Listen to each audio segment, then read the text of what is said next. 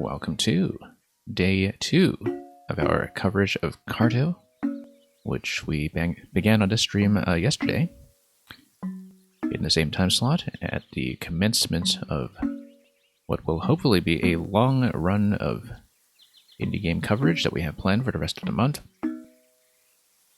Before I get back into our file, and welcome Meng and Momentarily Sane, just want to take a moment, actually, before we dive into the save file to appreciate the title screen, which we didn't really take a look at carefully yesterday, but now that we've played more of the game, we have a bit more of a context for it, where if you just kind of look at the depth of field effect here and see how the different pieces are tiled together, you can see that everything is actually laid on top of this table, with the inkwell in the left side and some of the paper cranes that are not unlike the paper airplanes that are delivering the message from your grandmother in this game. But yeah, didn't really pay attention to a lot of that detail previously, but kind of nice to notice it now. So anyway, I didn't realize until just now, actually, when I was about to dive back into our save file, that the saves are organized in terms of chapters. So apparently, after completing the volcano yesterday, we were on chapter 8, bringing us back to the story chalet at just a little under the 4-hour mark. Let's get back in.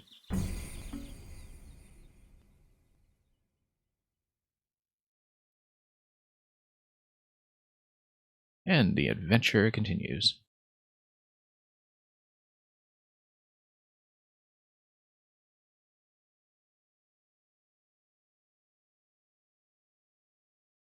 Now, the adventure hopefully continues. Seems to be a bit of a longer load than usual. Oh, no, there we go. Okay, so we had come out of the volcano. I better let things cool down over there before we get back in. I was actually wondering about this previously, that since we're back at a storage chalet, previously, of course, we were able to cross over into different parts of this territory in order to wander off to different locations. So, for example, if we tag this here, it would give us what was formerly the entrance to the desert. Now, I assume that the game will just linearly gate us off from that. Trail to the grassland. So, can you actually do it? Only if you complete the trail, apparently.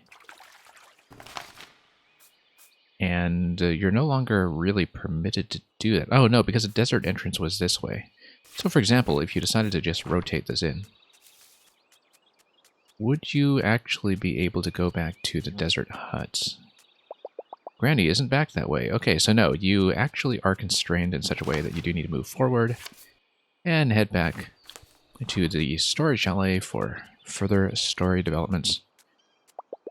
Our friend Shannon is probably still there amidst the stacks, and last time the storyteller, or whatever his name was, did say something about eventually wanting to make it back to the top of the tower, so we must have some new pieces this time as we try to get to the ice zone. She's feeling a little bit homesick, and she wants to read about her island and maybe even find a way to sail back in direct contravention of all of her people's ancestral principles. But we know that we're going back someday because we have that worm that's going to be this piece of bait, right? The story tender apparently, yes, apparently doesn't have any books on the subject, which is what happens when everybody leaves the island and never reports back. Someone made a proper mess while rifling through our collection. Okay, let's tidy things up.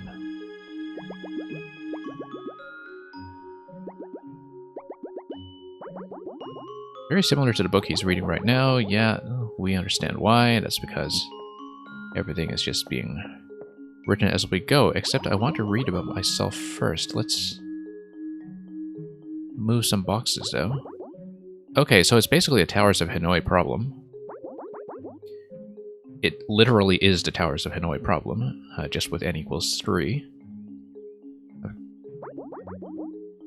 You'll be at the front counter looking through our files for your sailing book. I'm not going to follow instructions if I can. I'm going to read books. The little cartographer returned from the volcano only lightly singed. Needed to meet her granny on an iceberg. Okay, so we have a little bit of rearrangement that has gone on. You can see that the icons denote each of the biomes as we go. So for example, if I wanted to go back to the volcano biome to see if anything has changed about it, we can just go back down and take a look. And yes, indeed, there is something new. The inhabitants don't fear death, that's because they feast on birds of the most scrumptious variety. Living on a volcano results in a much higher sulfur count, yeah. Oh, I see, so they're brain damaged. Well, that makes us feel a lot better.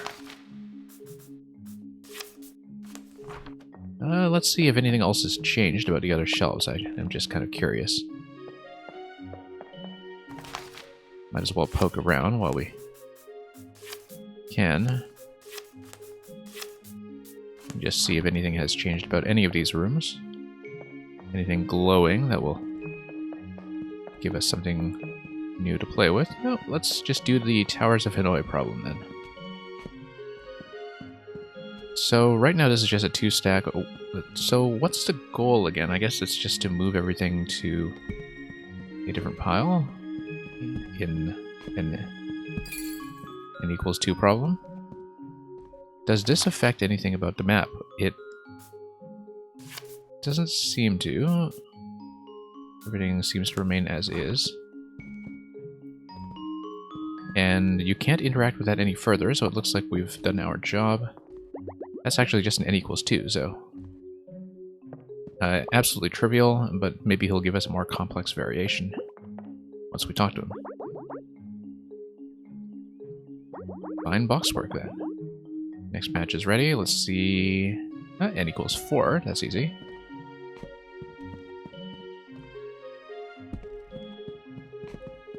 Now, of course, if you play this as an adversarial game, it is non-terminating.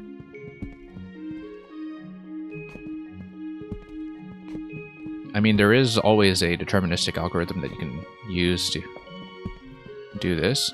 Oh, did we have to move everything to the right, or was it just to another stack? I actually wasn't paying attention to that instruction, so...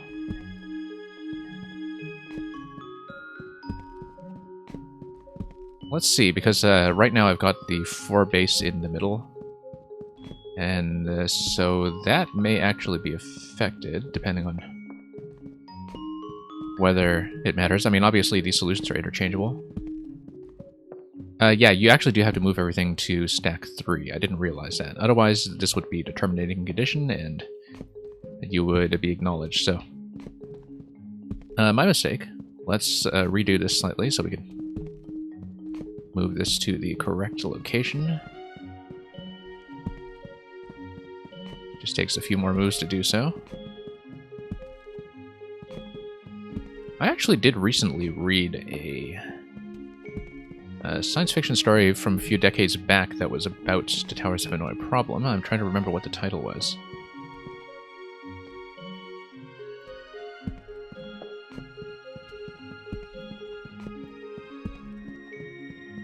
But I'll have to look that up afterwards, I think. Anyway, pretty simple stuff. If you're playing this game, you're probably familiar with this already by now. They didn't really look that heavy. And that's done, so let's see if he's going to give me another challenge. It's the same algorithm. So let's see, this is going to be... Oh, okay. I guess we need to transport this all the way over, and possibly, depending on whether we can take objects with us from room to room, we will need to use the map shifting mechanic somehow to do that, so... So for example, you can't even reach the top, which means that I probably need to manipulate this by... maybe shaving off the top somehow. Or reaching it from the upper floor. So for example, am I able to go to the upper floor? Oh, this doesn't give you a door, so let's move over here first of all. I'm on top of carpet, though, so I'm not going to have access to that, so never mind that. What I can do, perhaps, is see if any of the other rooms... Notice the middle door here, actually. I think that's just because that's the entrance to the entire building, so never mind that. Also, that this room eventually looks like it's going to be the ice room. This is actually fairly simple. If we want to move the whole stack, we just move the whole stack. Big deal. Don't actually need to solve the Towers of Annoy problem for that complexity at all. The towers that annoy me. Yeah, that's a nice pun on that, actually.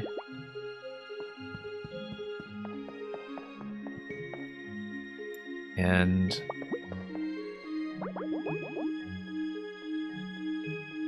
you know, after all this time, this guy still hasn't figured out that I can move to rooms. Oh, he's using a very special pigmentation there for all of his bookwork. The sailing book is in the island wing. She's already there, but we're going to read something else first, because I don't do things in order. This is the ice room. The Legend of the Seventh Iceberg.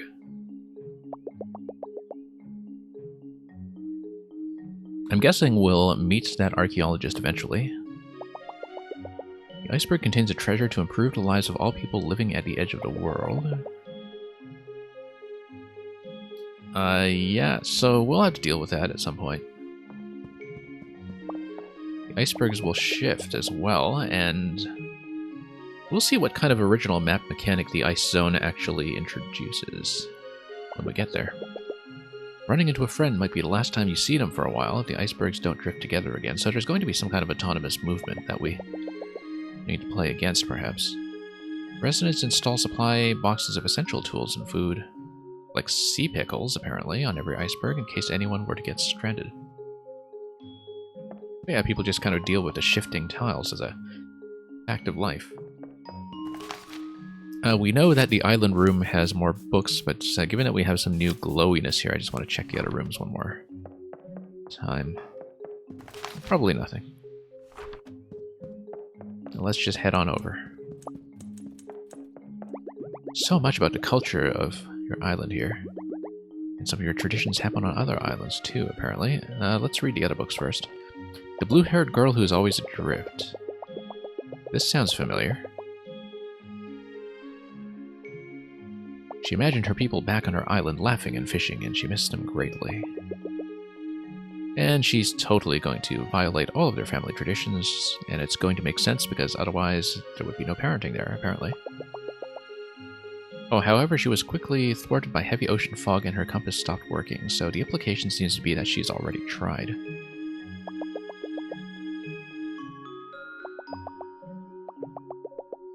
Okay, so she's trying to figure out how to get back home and she's unable to.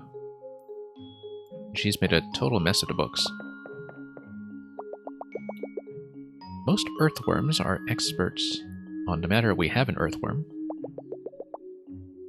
And if you give soil to a worm, they can point towards the source. Now, we originally bagged up a bit of dirt that we gave her on the first island, I think. And so we have an extremely accurate worm who basically made its way through the tunnels like a homing missile. I mean, we've got the worm, like an early bird. I do want to check the last book, though. There's a way to navigate the ocean using soil from your destination. I've got a worm.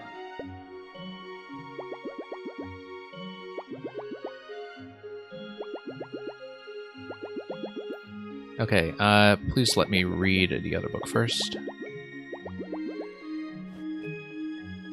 Never mind my granny in the volcano, the shelf is shiny.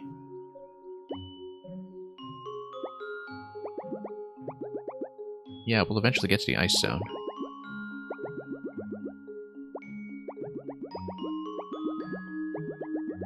Yeah, sure, but let's read the other book. Theater of the mind can't beat the spray of salt water on your face.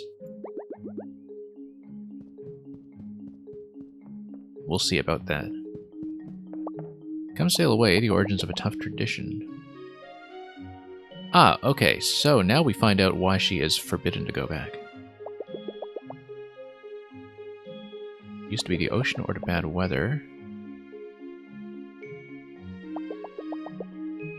Oh, I see. Okay, so now everybody is just mentally prepared to be permanently separated. Because then they don't have to wonder what's going on. That's actually kind of sad, but you know, let's not be too judgmental of that culture. Yeah, so they just deal with the pain of loss by actually just giving each other up for loss and having to deal with it the hard way. Let's talk to this guy one more time. Story tender. In case there are any optional puzzles about. So here's the thing that we were, of course, wondering about yesterday. Do we have some new pieces here? These looked like... no, this is just a forest piece. Oh yeah, we know what that's all about, I think. We had a desert piece, we had all that stuff. So the thing I was wondering about was that we had secret piece 4 that was from poking around with the cactus plants in the desert yesterday. And we've never seen any sign of secret pieces 1, 2, or 3.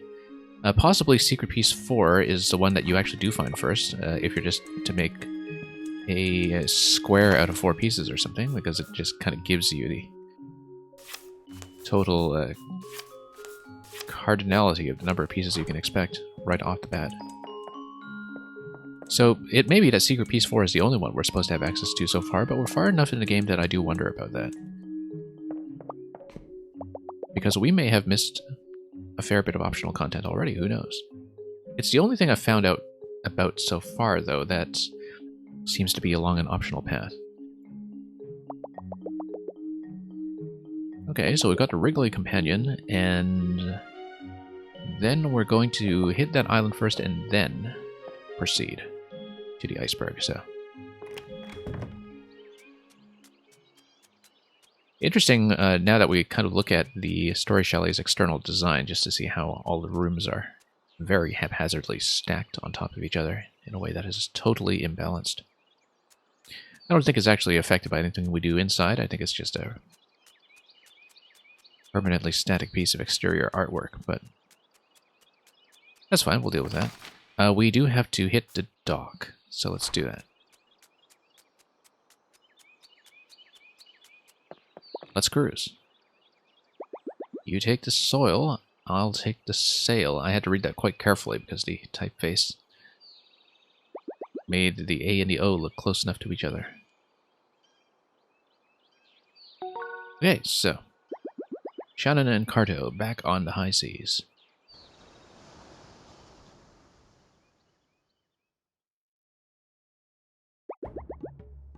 Okay, so we're in the boat, but it looks like I can manipulate tiles from here. Maybe. I don't know, we're just in a square. So I'm not allowed to use the map, but we can use items like the worm. Maybe. Oh, wait. Let's take a look at a worm again. We actually do have to look at the inventory and read the animation. The worm seems to be pointed to the southeast.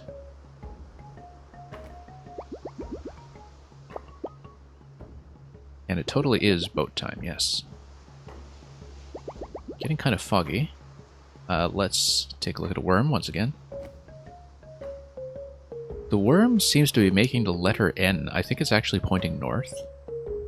It's facing south, but the letter N seems to indicate north. So let's take a look at the choices. I'm going to go with the letter N rather than its facing direction. Wow, that was quick.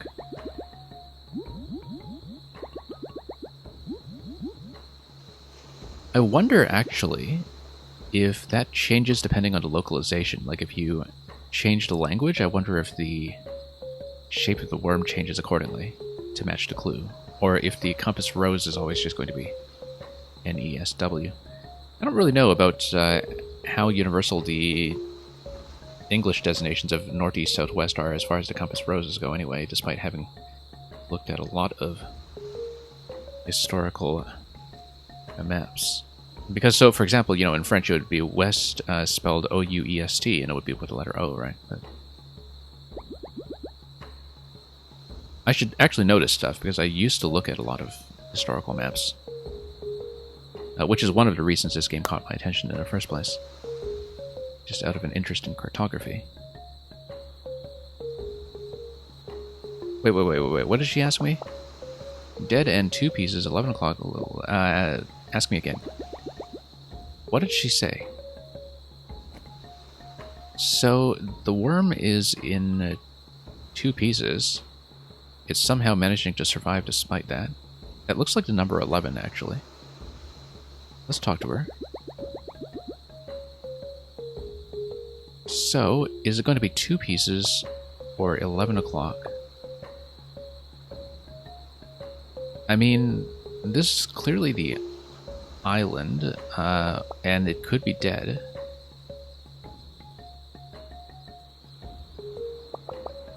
All of these sound like plausible explanations, actually.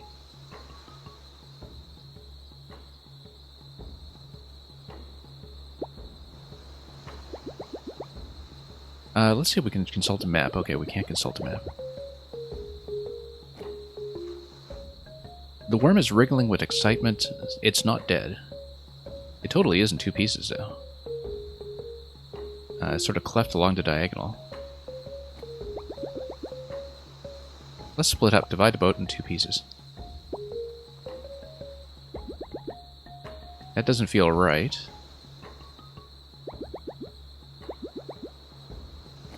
Alright, let's go 11 then. Unless it actually is dead.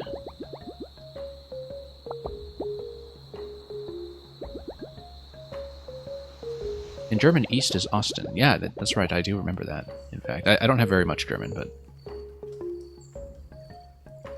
hence why Austria is Österreich. Actually, that's probably not a reason, but...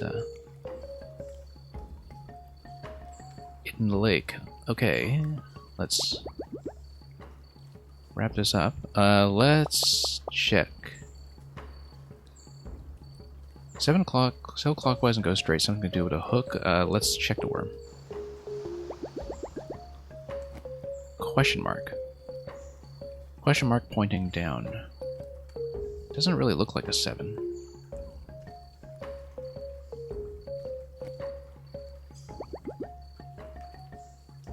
Love how all of these guesses end with a question mark. We sail towards 7 o'clock. We sail clockwise and then go straight. Something to do with a hook. I'm going to say all of the above. Because what they have in common is the question mark.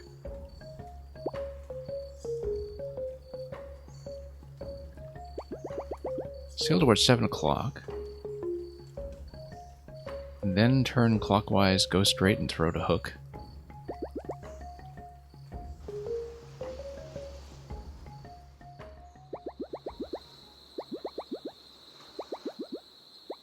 Carto and earthworm wriggles.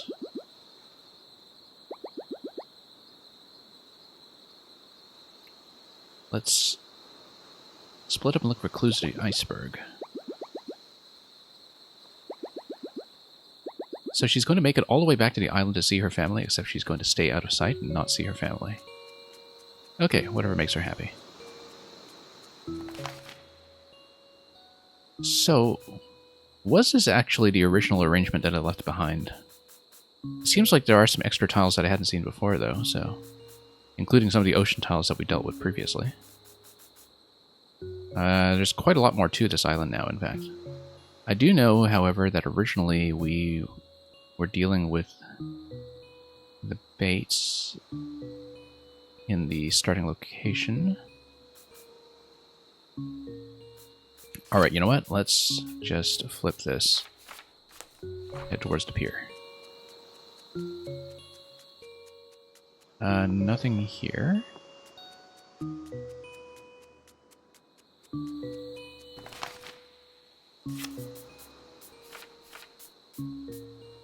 And let's link this up then. And then talk to these guys. Look who's back. Look at her hiding in that very subtle way behind the house. The fishing festival. Yeah, sure, let's grab a fishing rod. Can we have it now?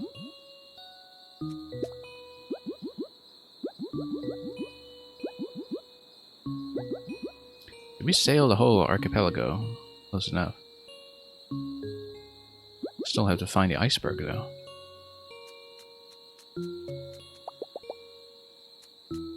Well, let's just talk to all the NPCs we can. Oh, here's the kid. He hasn't aged a day. He wants to eventually show the stick to the sandpiper. I'm sure that some kind of map manipulation will make that happen.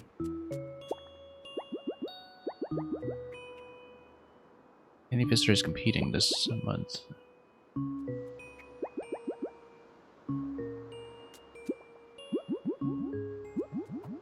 So did this guy finally find some bait? She doesn't approve of calling it the fishtival.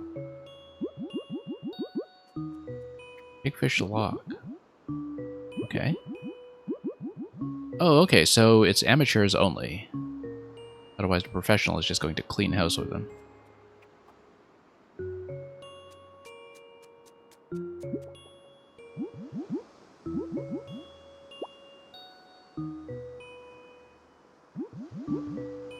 Sailboat for tails and 2 heads. Very strange.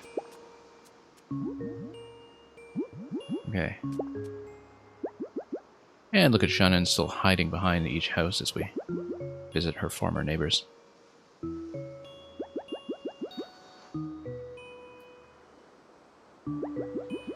Oh yeah, that's right. The sun. I'd totally forgotten that she'd mentioned him. So. Okay, here's a clue.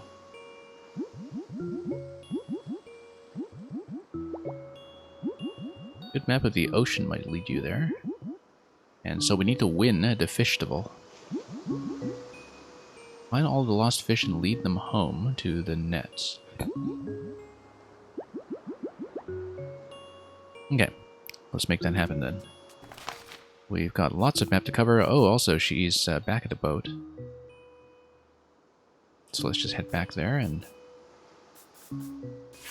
Also, we can eventually connect some of these other tiles. They don't seem to reveal very much to me so far, though. Nor do a lot of these other scattered pieces that are just all over the place. Yeah, we'll eventually be able to link up with some of this, I'm sure. From however we left things in this sorry state when I was first here. I think it actually is in the arrangement that I left it. I do recognize some of the relative placements.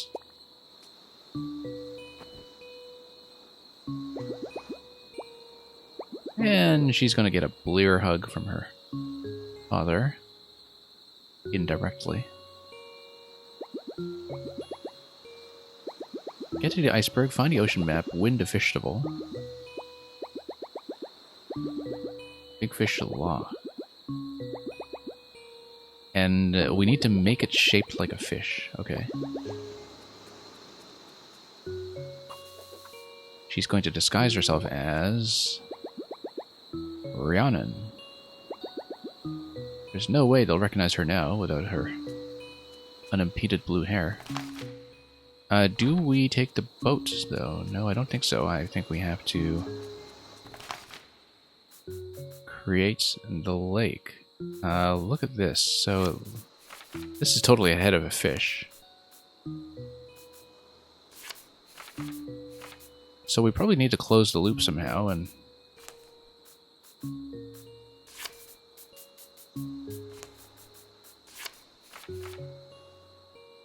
well, we'll figure out how to do that. The first thing we'll do, actually, is just tag this along to see what we can do with the fish head. This totally looks like a fish head. I think it must be correct somehow, but we need to make that shape. It's a fishy-looking lake nearby. So we need to close this off in such a way that it becomes a lake. And in order to do that, do we have some additional pieces? Yes, we do.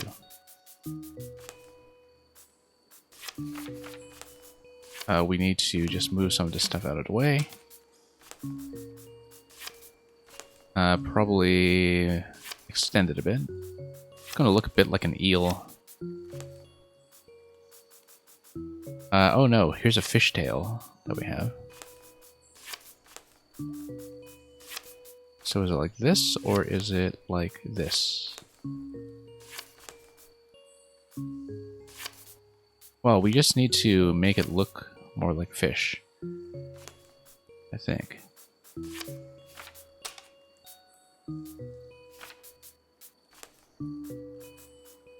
And more like a lake, for that matter. So she needs a fishy lake.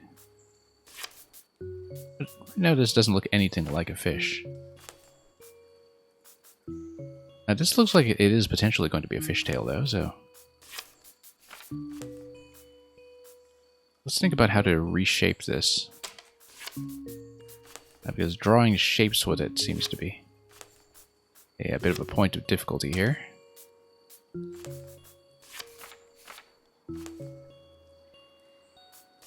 Unless we find some way to make it look like an angelfish, I don't know. It's not going to be any top tile here unless we move this out of the way.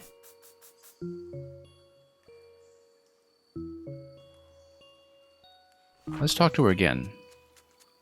I think the instructions are fairly clear. We need a fishy-looking lake.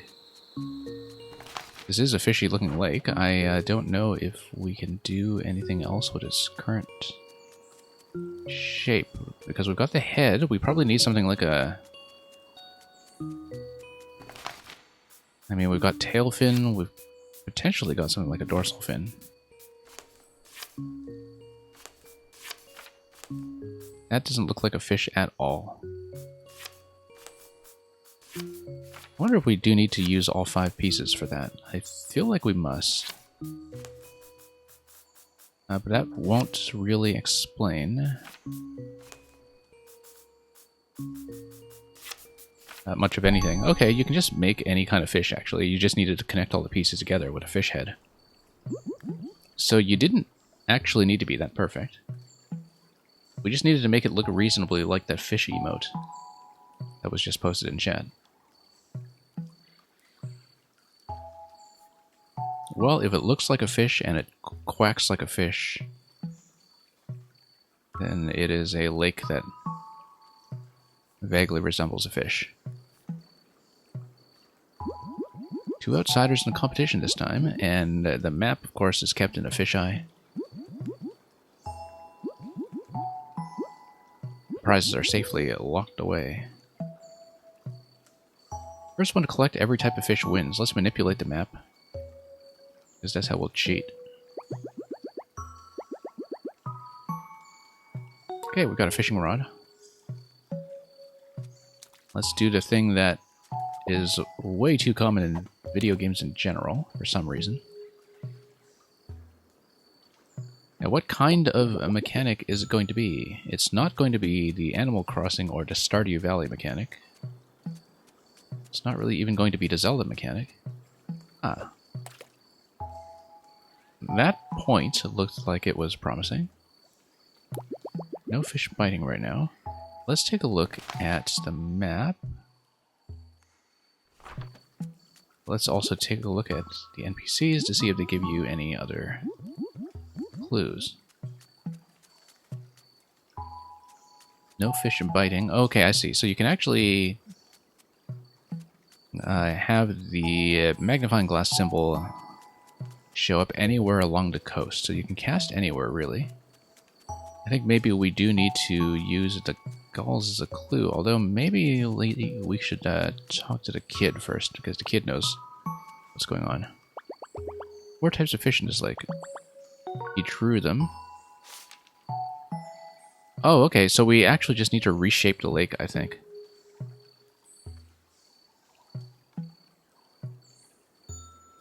I think we just need to reshape the lake. And then that will work. Maybe. Screenshot this just in case. I'll probably come back. It's a secret to everybody.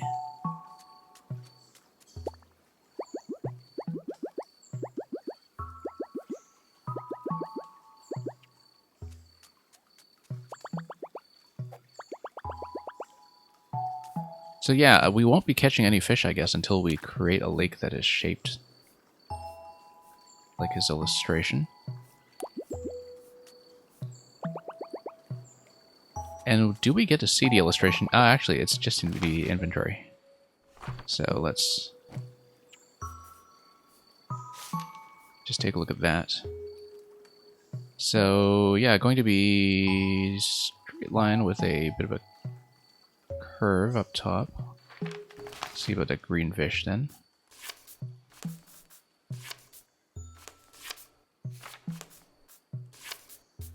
This looks like a total wreck.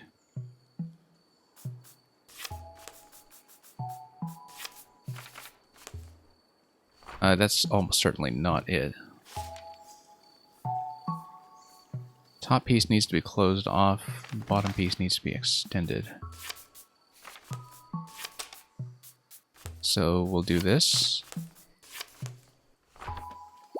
The waters are stirring. Okay, that's good feedback. Let's try to fish.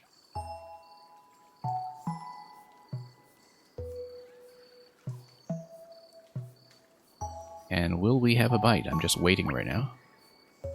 Got a green glover. So, yeah, that's going to match the green drawing. A fish that fits snugly in your hand. Let's go for orange next. It's going to be a downward curve with a bit of a dorsal fin on top of the T-junction. So this time we'll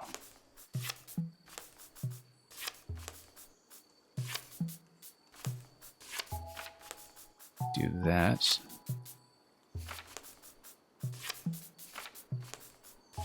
Probably like this. Waters are stirring. Let's go for the orange.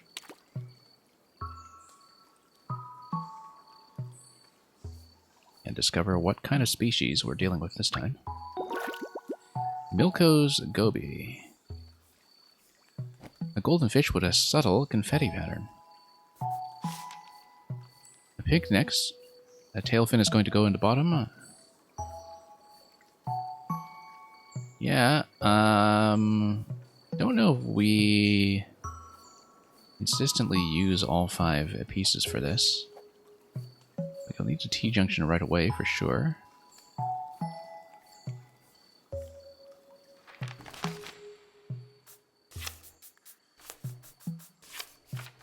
Like that, for example. No, that's not good enough. We do need some additional pieces in there.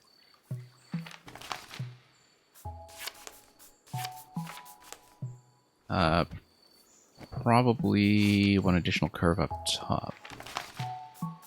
Yeah, so the drawings are very approximate, as you can see. And yeah, that should give me the pink fish. So yeah, you do need to use all 5 pieces. And just take the drawings as this condensed approximation. Oh, no, we actually do have to hit the button with good timing. So, really do need to bring in that Animal Crossing skill set here as we seize the carp diem. A fish that looks ready to seize its prey.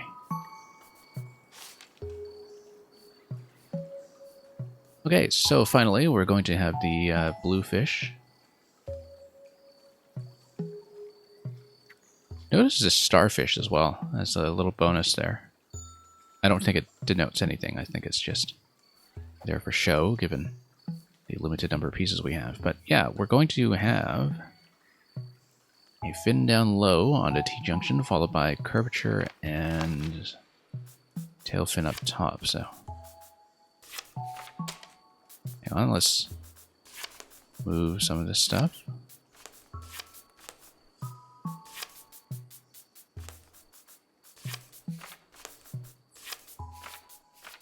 Now, is it like this? Or is the long piece on the bottom side? Let's find out. Waters are stirring, that's correct.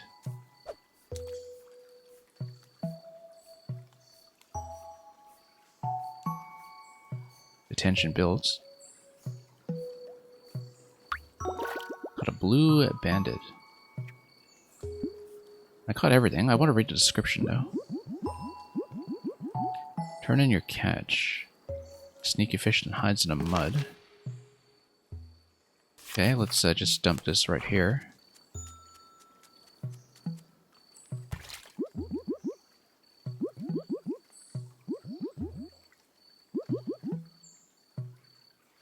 So I get to be the anonymous friend of Rhiannon.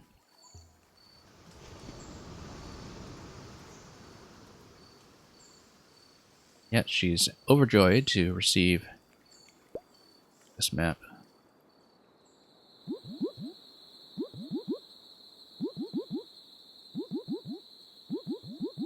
Yeah, her life is totally her own now. Nobody notices that she is here incognito.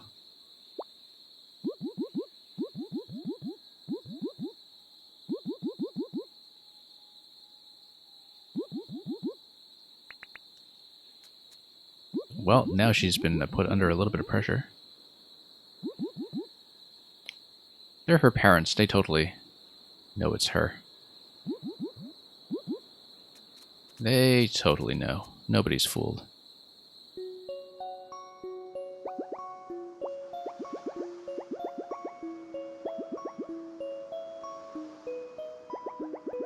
I mean, if anybody there understood that the trick to discovering the fish was to just reshape the lake,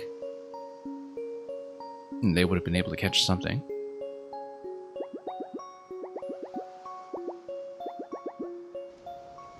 But no wonder they were all kind of helpless and hopeless at the festival. Okay. Now we're in Iceland. Or is it Greenland?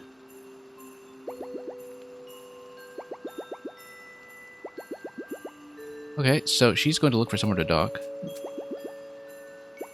And she's not going to give us any more unique dialogue. Here's the map so far. We know that there's some kind of shiftiness to the iceberg. That also... So this piece, look at this. This is totally frozen together in such a way that you cannot split any of these pieces. You can, however, rotate this whole thing. You know, in case you want to slide it down somewhere and do a T-spin to clear multiple lines at once. Now, that would be an interesting hybrid concept. Tetris plus this kind of map-making game. I kind of want that now as a Tetris variant. Well, let me take the map first. Okay. So I can plug in the map and ignore this guy. It totally is a Tetris piece. Look at this. We'll totally be able to get some line clears. Yeah, sure, let's talk to this guy.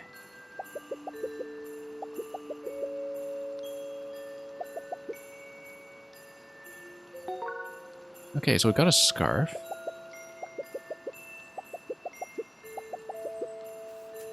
So, decaying wooden bridge doesn't look safe to cross, so that means that we eventually just have to create pieces that allow me to get over to the other side. One way to do it is, of course, to just... Well, we need some way to safely change elevation, and I don't have that yet unless we plug in this top piece here eventually. That's okay, we can work our way towards that. In the meantime, we'll just go back to the set up that we had previously, explored a new tile. Unless, of course, we can find some other way to plug this in. No, that just boxes it in. Does allow me to get onto that piece, though, and possibly clip it in a little bit differently. That'll create a seam. That's okay, let's just do this.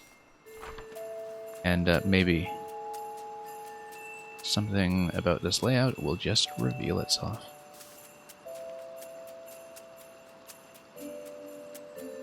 Okay, progress.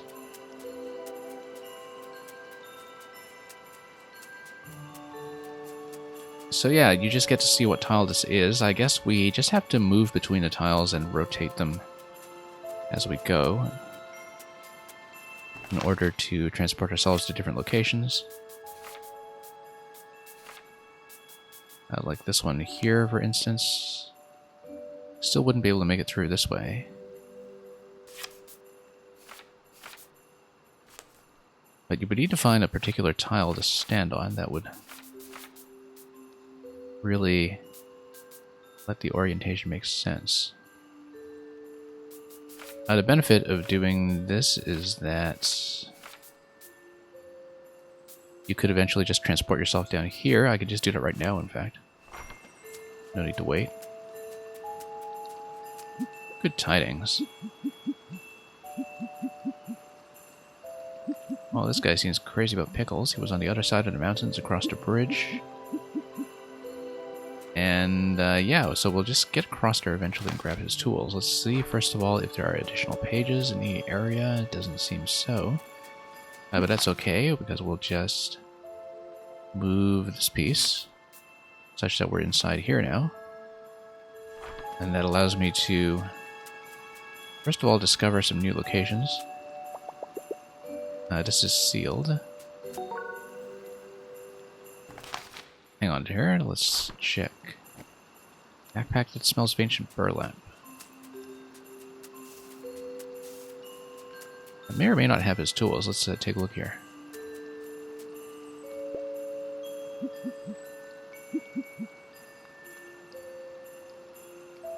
So he can fix the bridges. So why don't we now make him fix the other bridge? Okay. Ever since the goats migrated to warmer pastures, much warmer pastures actually, if we think about where we did in fact find the goats.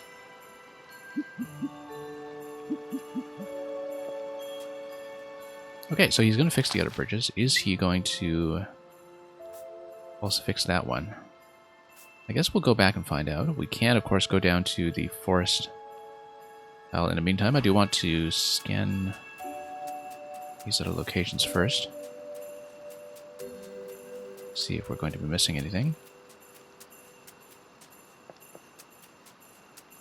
But yeah, let's go exploring.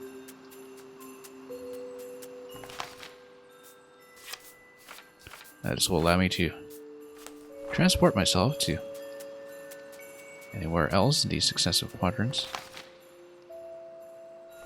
Do want to check the other one too. Let's see if anything interesting is going on in this location. Okay, maybe not.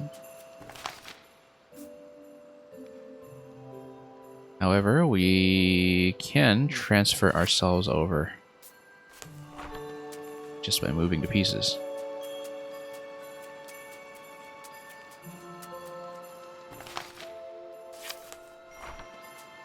And in doing so, we'll find that the other page here, the bridge was in fact repaired in advance. And we'll plug in the next Tetris piece in just a moment. It's going to be another Z piece. It's a Z piece in the opposite orientation. It's a Z as opposed to the S, I guess. Let's take a look at that signage first. That looks like it might be interesting.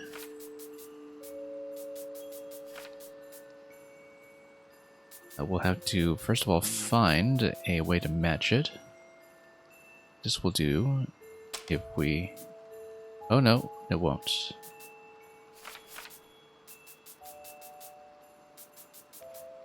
We can, however, find some other match to line it up with. The water is currently an issue, color-wise, but we can just make it over here this way.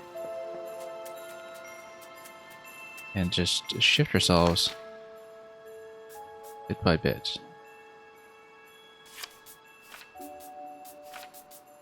Not really going to click with that many other pieces, though. That's the issue here, if we want to do a bit of a transfer.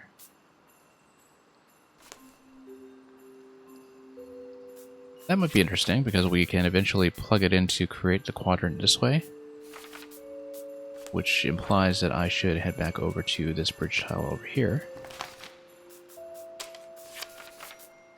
We'll, hang on, move this guy out of the way first. That's going to fit, and then we can explore the new tiles. New page for some other Tetris block.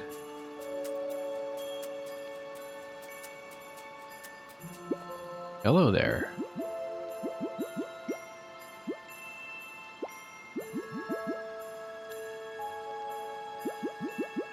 Your icebergs are not particularly swift. Drift around for a few hours and sometimes for days, okay. 7 icebergs, but we've only counted 6. Yeah, so they are the Tetris block variants.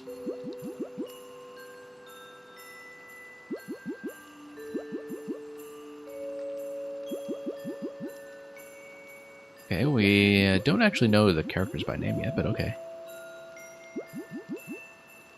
This guy will figure out his role. Let's... Oh, okay, that's just going to be the O block. And it's fairly clear what to do with that. We just need to, first of all, get out of this area first. And then clip ourselves to this diagonal. I want to make sure I've actually explored the different quadrants. I haven't been here to the tip of that tile just yet. We can eventually make it there, though. That bit of signage. It's locked from the other side. Missing that final touch, so we do need to find a matching snowball to roll over to it and probably make a snowman. That seems implied.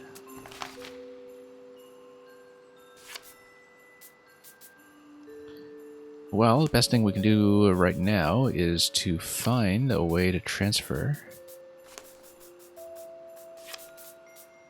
over a bridge and to one of these other segments here with the lighter color. The gate is going to be shut on both sides, but you can eventually join up tiles like this, which allows me to see what's going on over here. Slippery ice ahead, so that's going to be a zone transition. That's fine, because zone transition allows me to get across.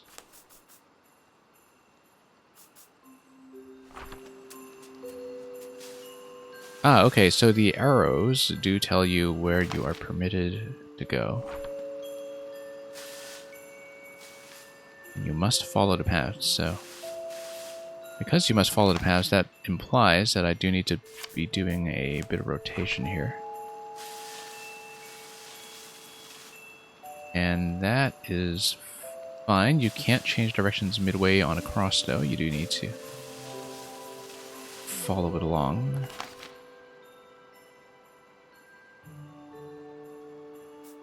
Probably we just continue alternating.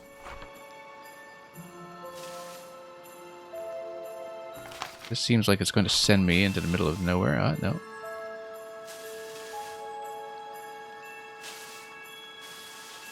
Okay, it just sends you to the boundary, which is probably fine.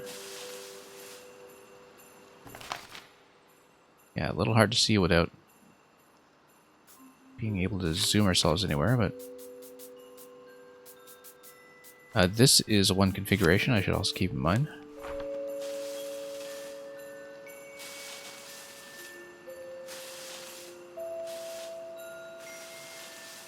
Yeah.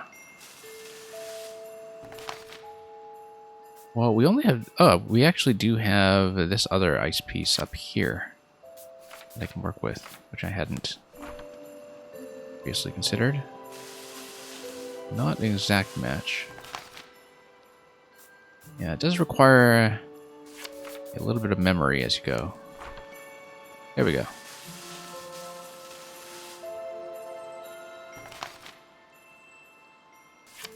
And so, let's say we match this again.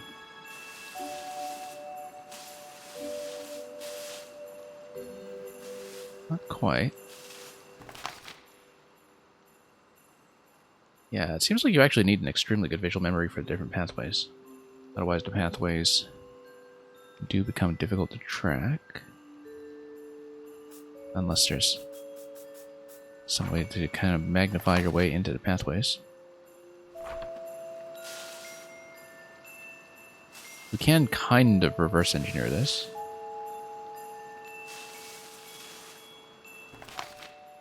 I think I know, actually. Let's do this.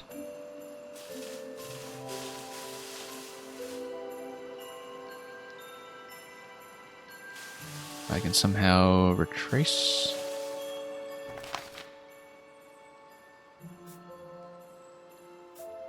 Yeah, we eventually want to head down to this location here. That's actually all we needed. And opening the gate will create a shortcut.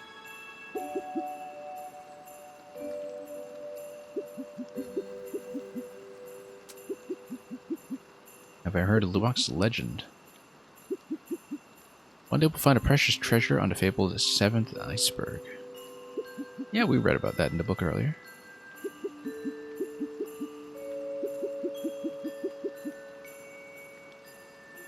The legend is not, in fact, what brought me here.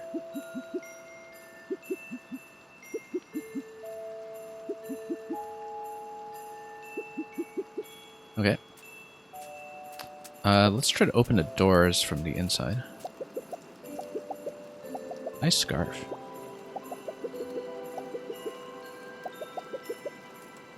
Never seem to be lost? Yeah, apparently not.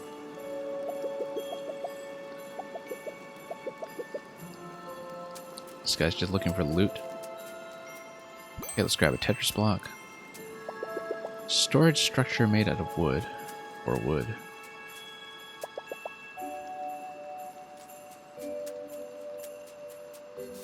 Can we open? Yep. And let's do the other door too. Locked from the other side. Okay, so we actually can find a way to go around to open that. Just to create as many pathways as we can. Okay, we have the head of the snowman. Just remember how to match him up. Because I actually don't remember where we found his other half earlier.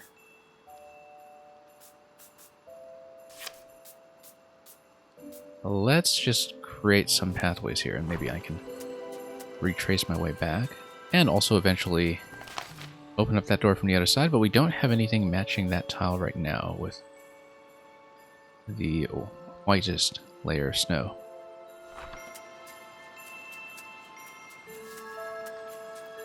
So, did I scan everything here? Gave away his last pickle, okay. This base connects to various biomes of the iceberg. Yeah, it looks like we have a central hub to work with. Very clever to build something like this quad piece that allows you to navigate anywhere. It's the most useful that the O block in Tetris ever has been.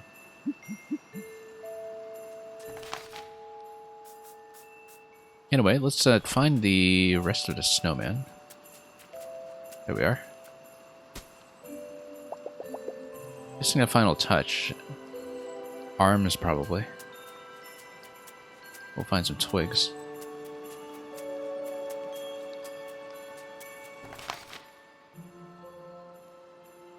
Yeah, okay, so we know the various biomes. We also haven't really touched this piece lately. We also haven't used a new piece, which is going to connect, and which is going to eventually allow me to head over to the biome that we actually want. Let's connect to this loose corner first, just to see what's there. We have a more direct solution coming up, but I'm curious. Okay, nothing. No need to stick with that then. Yeah, a really interesting layout puzzle here in terms of figuring out how everything is going to click together along both the... Well, I mean, everything is kind of along the diagonal when it comes to the terrain, but the way that each of the Tetris blocks also embeds that diagonal grid. Very elegantly put together.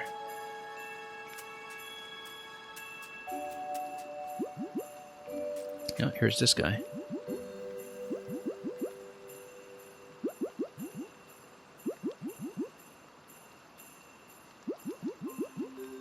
Can't navigate the fog himself, okay. We've got an additional map piece. Oh yeah, that guy's from the same island. Oh, he's the son of that woman that we saw on the Origin Island. And here's the boat.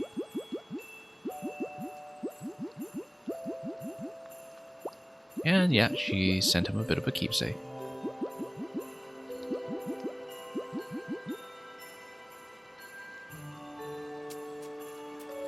We'll check that in a moment. Yeah, sure, let's check that now.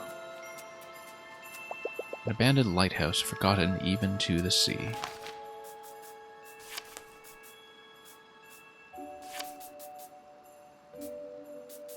Okay, so we can eventually connect the pieces in such a way that we can make it over to that central section. The way we'll do it is we'll transfer by one. Then transfer a second time.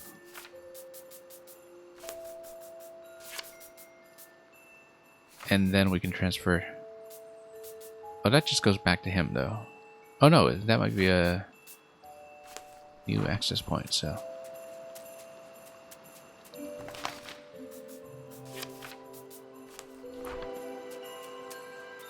Yeah, that looks new.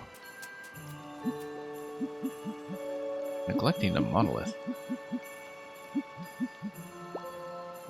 Kind of want to rotate this just so I can see it from a different angle. Grab his backpack from the windy woods nearby. Yeah, we'll do it.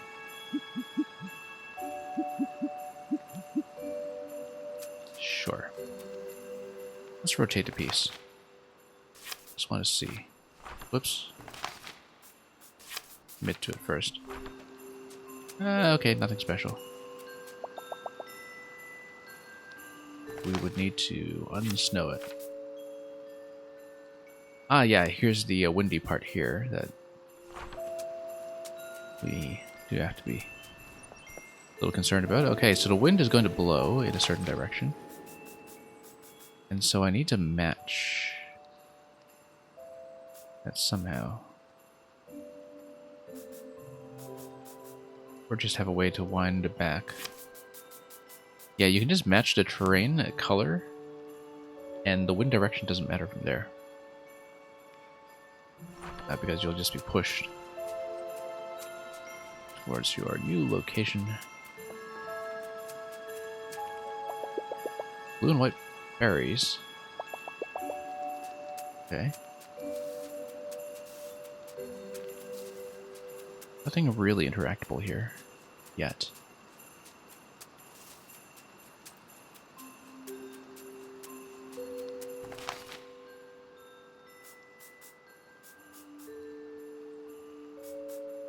Well, we want to eventually make it up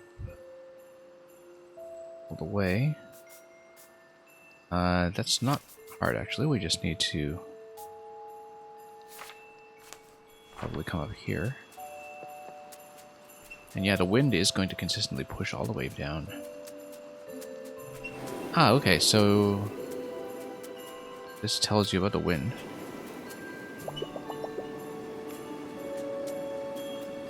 We're going to be pushed a little too far once again.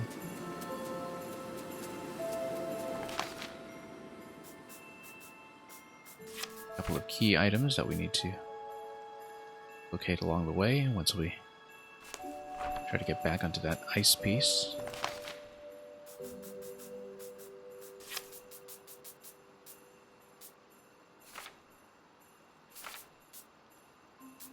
And yeah, let's just first of all make sure we're in the correct biome. And then we can go back to the central section just as a territory transfer.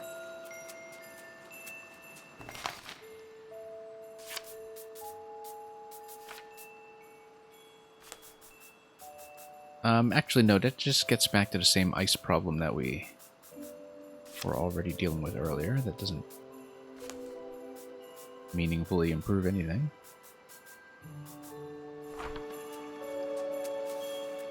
Yeah, let's not deal with the ice puzzle.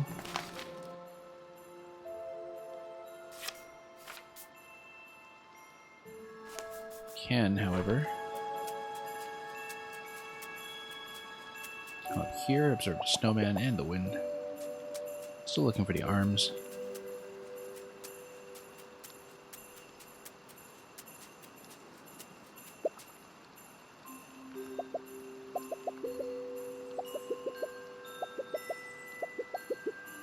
And sure. Oh no, we need to unlock that from the other side. Let's do that actually, just to make sure we are able to get there.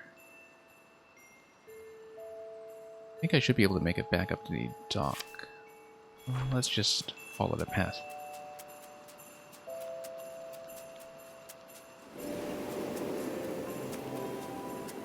And oh, the backpack is there, okay. Let's reset my position then.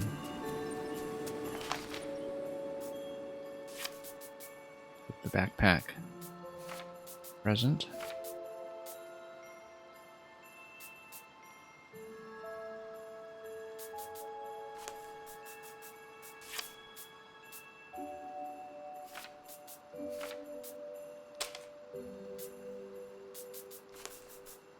Okay, it doesn't really matter which piece we use as long as we get a way to reset our way back upstairs. And grab the backpack. There we go.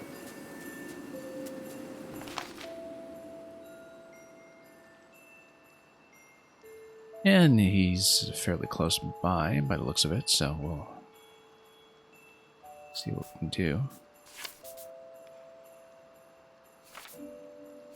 Need a piece for transportation here.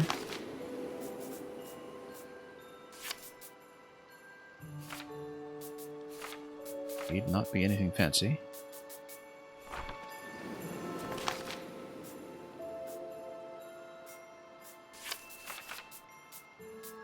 Okay, we do need someone to just do a really quick and clean diagonal here.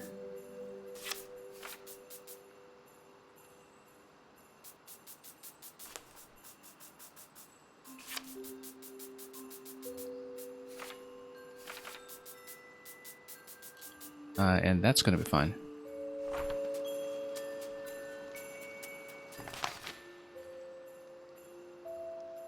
So now I need to get back into the main zone here. The way we'll do it is... well, we've got a couple of options.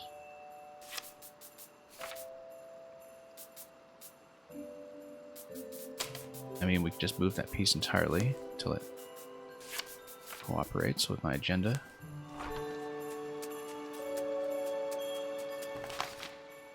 Okay, now that we're back here, We can then move on to getting back to this guy. Very scattershot approach. Move this.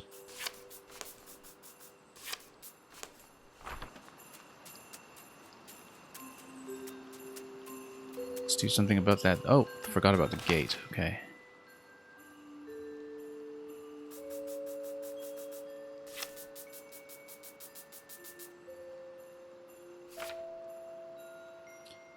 Yeah, interesting. That will allow me to link up. Right now, not much else does.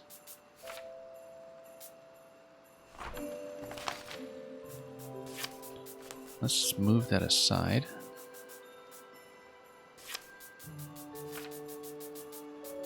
Yeah, a little credibility on a river goes a long way.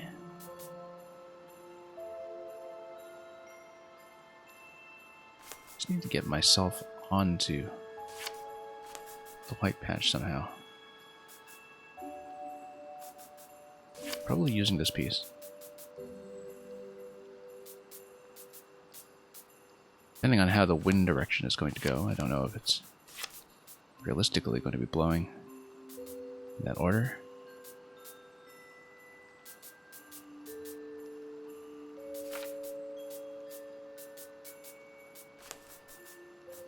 Yeah, we need some connective pieces just to make that a bit more palatable to various audiences that may have this on watch. Now, where did I even go? I'm home base right now. Objective is to get over here. Well, objective is to get the backpack to this guy. We can do that.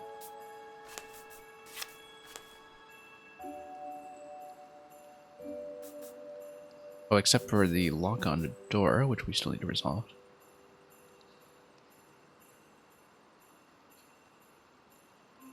Yeah, clearly need the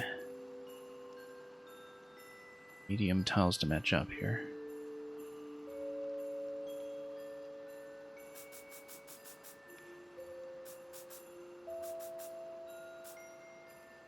There's enough information to work with here that I also need to be careful not to lose track of my objective. Right now I'd like to get that door unlocked, and that seems like it's a mild priority.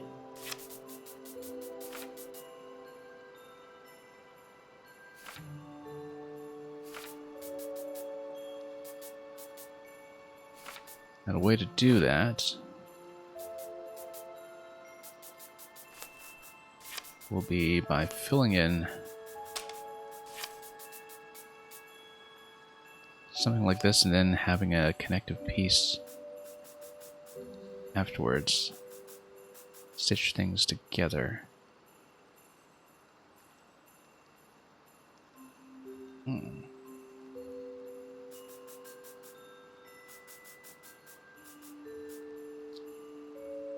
Well, if I come out the right side, it's a little bit difficult to visualize some of this stuff.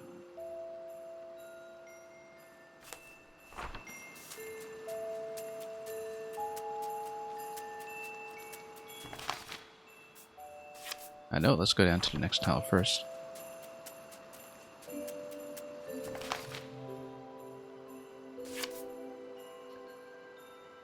And if we do that, then eventually we just slot in another piece along the way, not totally sure.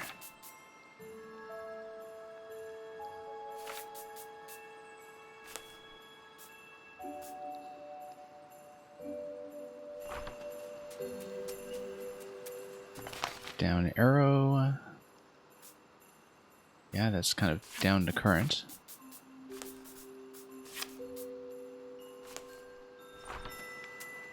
And oh, that's a total miss.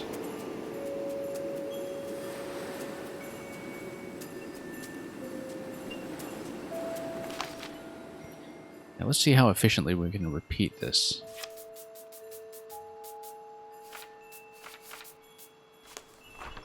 Get onto this slot here.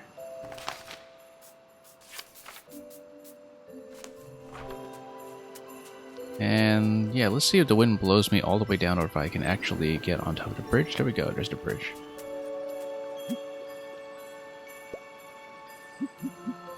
Found his backpack.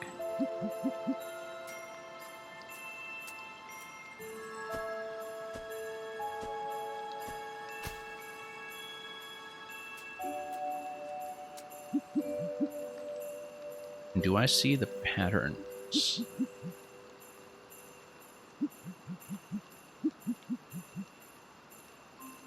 Well, that treasure sounds interesting.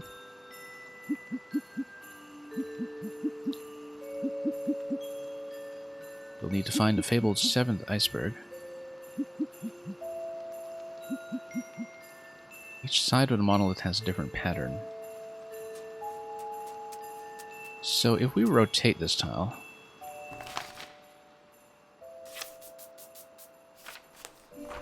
Ah, okay. T block and Z block.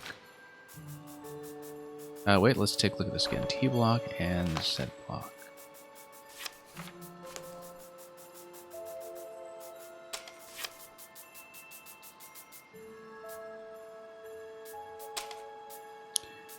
Let's read this carefully.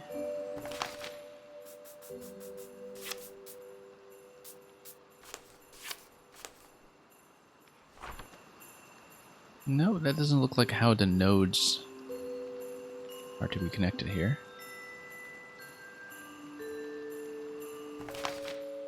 Kind of want to see if there's anything else. Ah, so you do get additional patterns. Depending on your facing direction. We were kind of unlucky, though. We were facing the exact direction that was wrong. S block and J block. So they're going to be a pair at least. Let's just take a look.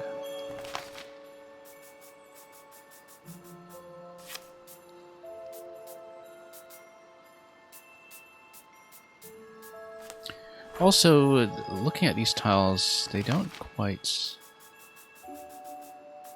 match up in a way you'd like. Ah, no, there we go. Success. Okay, now let's rotate this. Yeah, you see, that's created one gem there. So we just need to create the different pairs. Now, the reason that this didn't fit earlier was because I neglected to just take that rotational property of the Z block, assemble things this way. Now that we've got that, whoops, we can look at the L block and this guy here. We just need to rotate until we have a match. Okay, and then we can link this up. Eventually. We still haven't opened that door, actually. Kind of want to make a priority out of that before we connect anything else. Let's do that. It's a rare and precious moment. I want to unlock the door, that's why. Okay, I guess we'll do this guy's quest first, since we're locked into it. Very unfortunate. Whoops.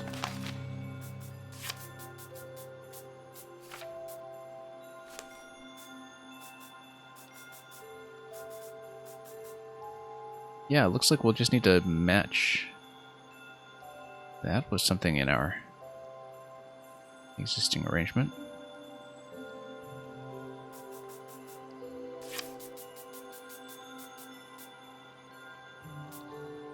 Interesting, look at a pattern. Yeah, continue to circuit. Ah, I see what's going on here. So the high mountains rotate or rather reflect the beam at right angles. So in order to hit this with the beam, we need to create a series of right angles that will eventually deflect against that. So you can see that when there isn't a collision, then the line goes straight through. So the question is, what can we do to create that design? Looks like it will be something that we can do with snow, but also just do with these angles of reflection that we're seeing here.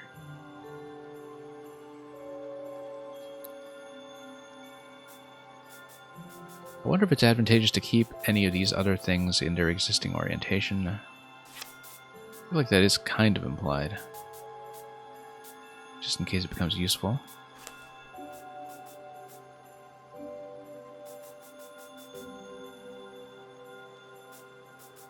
Yeah, we'll keep things in the current orientation.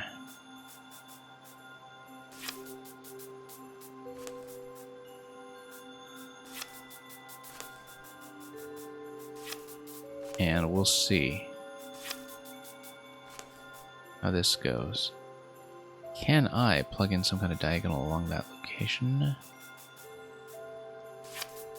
Unclear. Please ask again, apparently. Well, that's interesting. So we do kind of have to look at the mountain patterns here.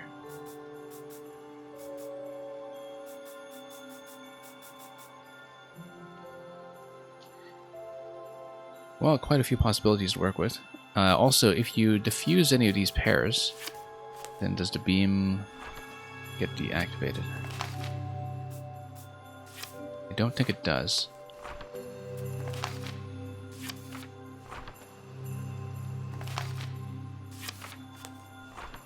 Yeah, the beam stays active.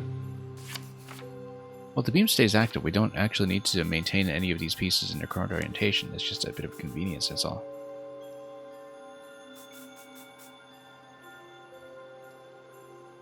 But we'll have to see.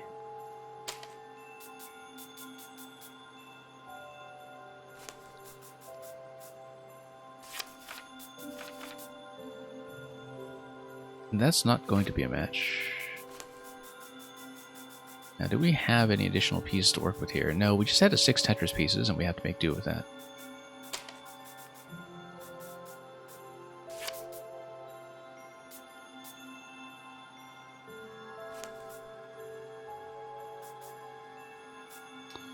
Well, let's see.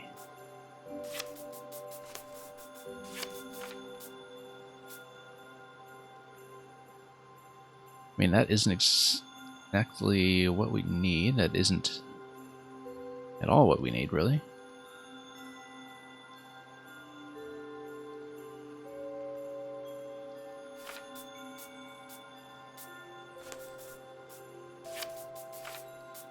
We moved onto this single tile here. No, he is going to object. We tried something similar earlier. Always right angles, never wrong angles, exactly. So maybe we do need to retain everything intact. That seems like maybe that's a vital clue.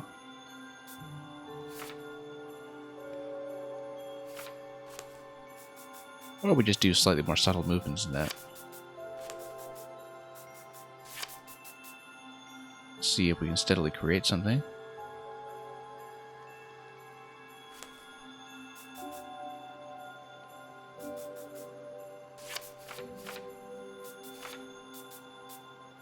And oh, that's actually going to complete it right here. Okay, took a little longer than usual, that puzzle, but we created the legendary eye block. That's going to clear 4 lines at once. Could it be? Yes, it could. The legendary eye block is here. So now that we have the eye block let's get back to that gate opening that I wanted to do much earlier.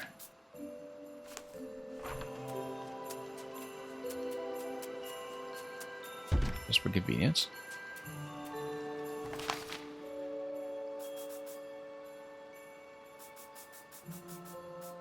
And we need to make sure we get to the treasure chest at the center of the EI block.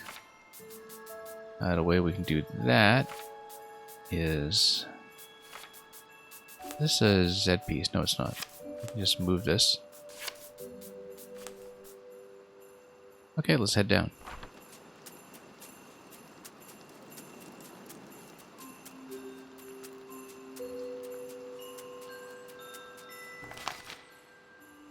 And let's see what this has uncovered. Treasure chest, yeah, we'll look at that in a moment. I want to explore a bit further first.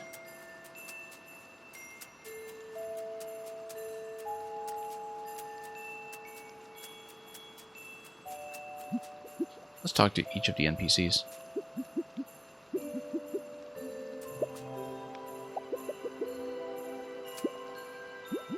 No real clues. What an iceberg.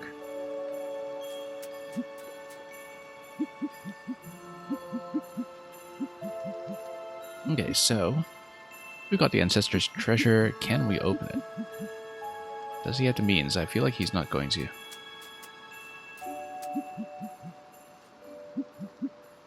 He's going to be filled with disappointment. Or who knows? It's... okay. Husky dogs. Your ancestors left you cryogenically sealed huskies.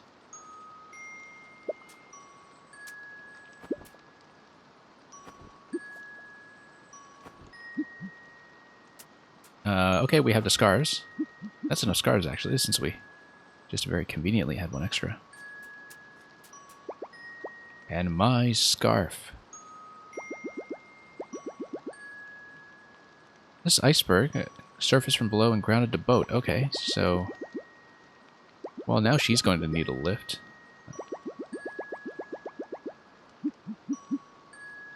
Bring the sleepy pooches back to your base.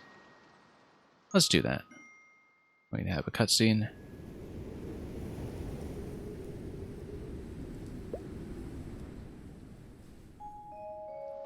Well, who let the dogs out? One additional message. And we did not see the airship. I wasn't paying attention to the skies up high. And so the airship cannot land down here. We need to find some way to go up. Find the tallest place you can. Can we just go back to the volcano? Or do we need to do it on the iceberg? I feel like we just need to go back to the volcano or on top of the lighthouse here. This tower might actually be what we need, so let's look around the town.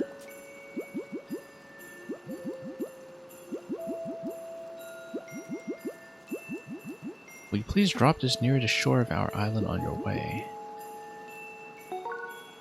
Ah, message in a bottle. Let's take a look at that. I don't know how much of this is actually optional, but...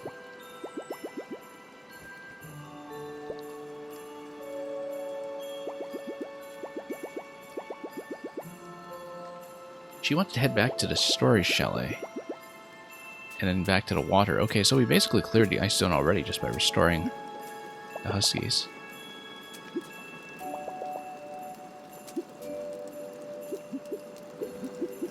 So we're trying to get to a high elevation. We either hit this lighthouse here, or we have to get back to the chalet and stack it all the way up to the top floor, perhaps. Which is the interaction I was expecting last time we were there at the beginning of this session. That did not turn out to be the case.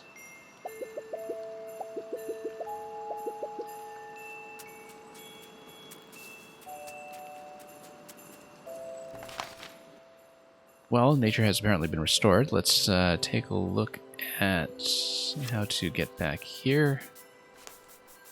The idea will be to use the central gate.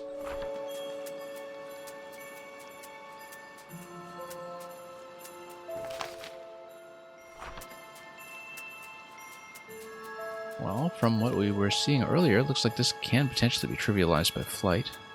I don't remember this being so glowy. It seems new. Oh, because I hadn't actually traversed this segment previously, I think. Anyway, let's head back over to the pole. Relit by an ancient power. Ah, yeah, that's just the destination because we lit the lighthouse using the beam. You can't actually enter the lighthouse for anything useful. We can, however, restore wherever the ship was docked. Not sure because I don't actually see the ocean tiles. T-block seemed to be the first place we were at, though, when we first arrived.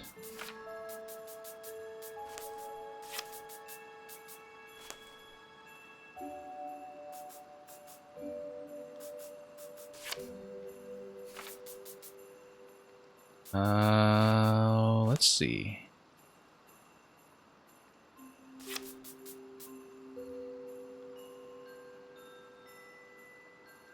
I think we can probably do something similar.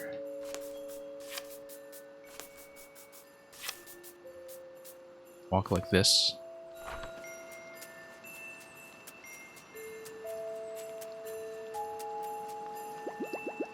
Oh, you know what? We could have just talked to her all along, and it's actually going to be a cutscene skip because there's nothing else for us here unless there are secrets that we have yet to uncover, which is always possible. Did I ever engage with this piece again? I feel like I need to be diligent about this and check.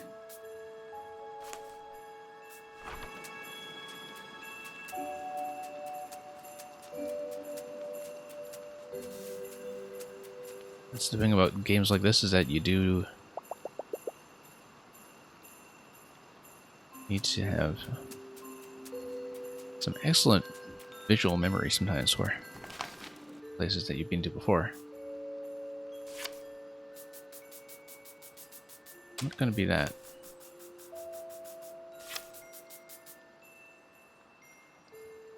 But yeah, somewhere on a T-block is... Oh no, you know what? We don't need to do that. Like I said earlier, we can just talk to her and go.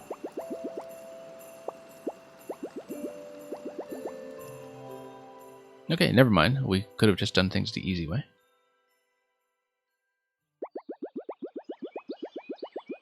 Hope the storyteller knows somewhere you can get above the clouds. We probably just need to stack his own tower. Unless we just go up the volcano again.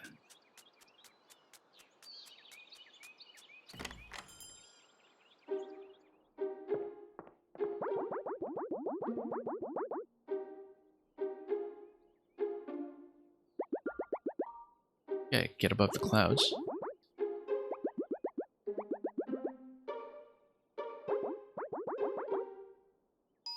As I guessed, the top of the story chalet goes pretty high up. We just need to stack everything. Get all the way up to the top floor. And it has to be a room with no books.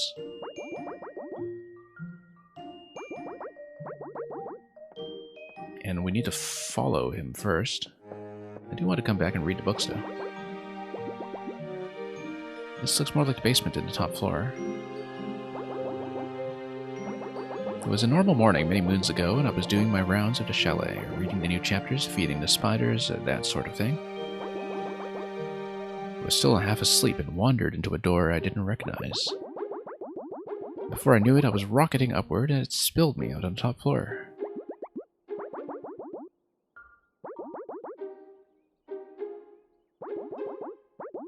Yeah, no, that's simple, I think. We just need to move the room with no books up to the top floor.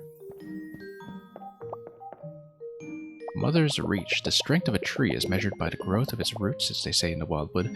Ah, you know what? That glow lily that we planted much earlier is going to just rocket up into the skies. The mother tree, which we've been fostering with the new regrowth. When fully grown, the mother tree's root system extends across the entire world, deep underground. We don't have 1,000 years, unfortunately. Unless the glow lily is just a very special sapling, which might be the case.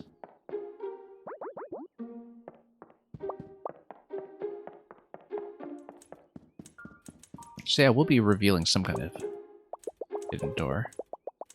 Rarely seen door allowed a scant few story tenders access to the observation deck. The top floor is real, and I've found the way there. A small scroll of paper flutters down. Okay, so we have a certain arrangement here, and there are some constraints on it. The door room is probably the entrance. The order does seem to matter, though.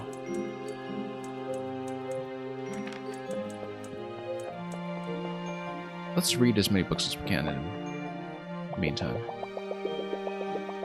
Spotted sand beetle wove its way through the burning desert sands. New oasis had been found. Probably just the one that we filled in. This particular species of the beetle could absorb the harsh rays of the sun.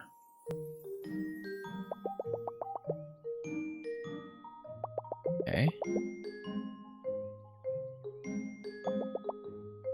I wonder if we're going to interact with that, actually. Or if it's just discussing the messenger beetle just for some extra flavor. Solar-powered messenger beetle.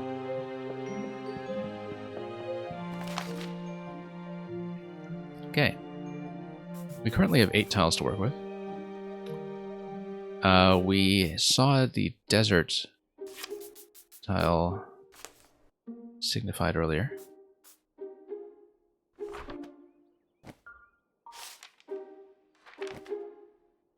Path to the top. So desert is second. Yeah, I would have thought that you need to stack things, but maybe going through the sequence reveals a new room. So something to the right of this room. And then it's going to be everything there on the second floor. We go and go 2 floors down.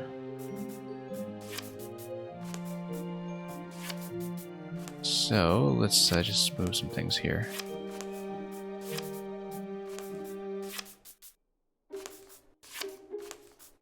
And then we have 1 more floor down, followed by 2 rooms to the left. Well, these are the only steps. This is the only way to do it, so this should be the solution, and it will reveal something. That's the door. Let's read. Does anyone else hear a crackling sound now and then? It could be that the sound is starting to cut. I can try to do a quick fix. No, it may actually be that we may be reaching a point where the sound might be trying to glitch, so I can try to address that just very quickly. But I'll keep an eye on it, just in case it's something that's going to happen again.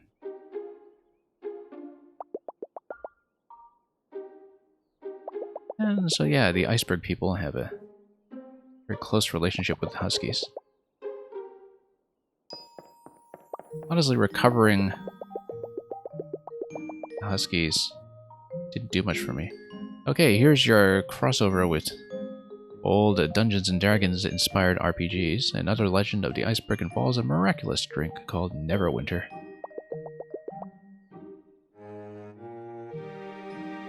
Very appropriate given that we're about to go through Baldur's Gate.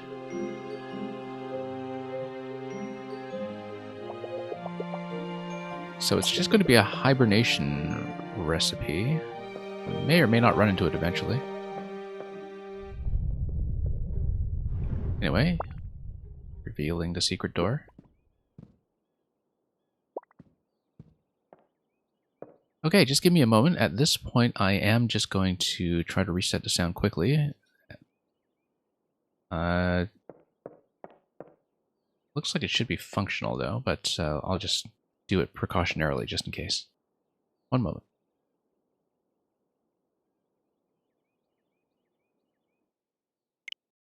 Because if you are picking up some crackling, it is worth a quick attempt at repair, just from what I'm seeing on my end.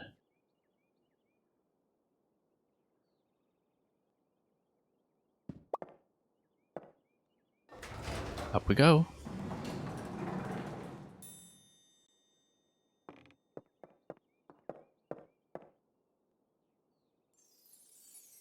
And we're going to have a view of this enormous tree. Surely that's not what I grew from the glow lilies earlier. I think maybe.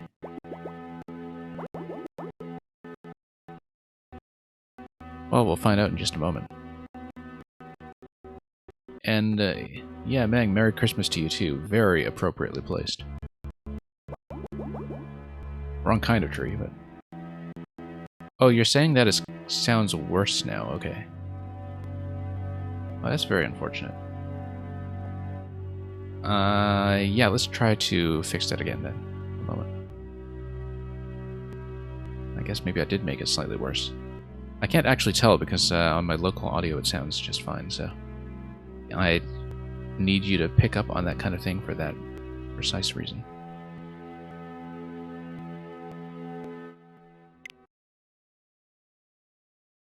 Okay, let's just try it again. Yeah, I'm just monitoring things like my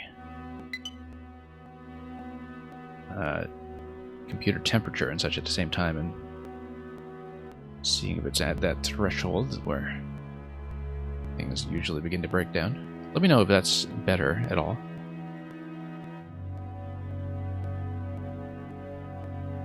Can't actually tell if it will be.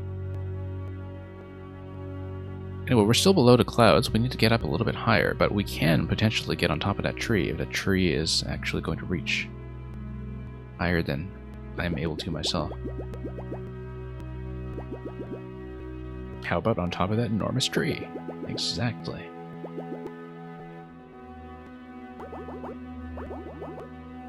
And yeah, we'll just let the tree grow. The glow lilies might just be greatly accelerated. Ancient typewriter ink. Sad ink. Ancient typewriter ink. This one looks a bit funny. Let's talk to them some more, actually. Got his sunscreen, that's okay, he's indoors. Alright, let's head back down.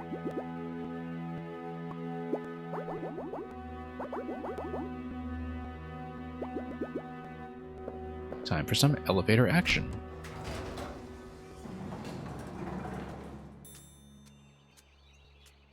Well, okay, we've found the top of the tower for that guy again.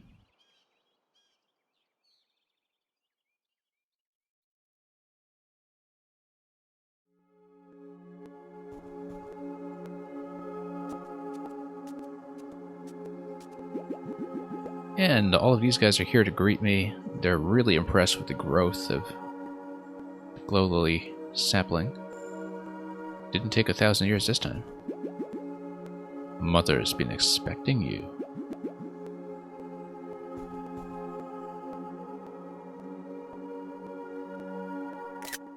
Kind of want to take a screenshot of that just to have the gang all here.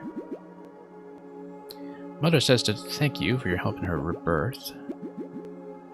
And yeah, we're just going to be shot up the tree, apparently.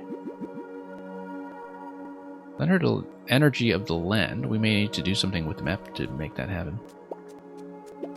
Let's talk to everybody. Vulture soars high. You will go higher. And yeah, this totally is the Carto gang. Isn't Mother marvelous?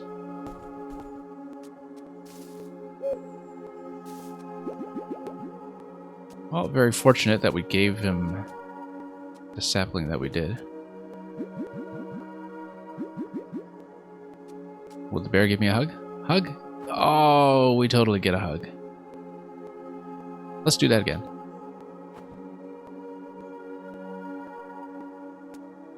One more.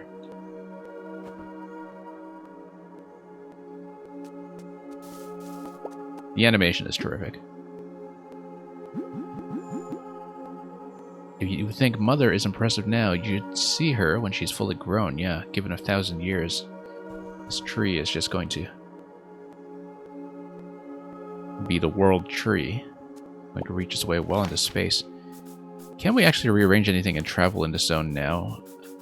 You know, in case we want to uncover any secrets. I think probably, given precedence, the story will try to lock me into the zone and tell me not to wander too far, but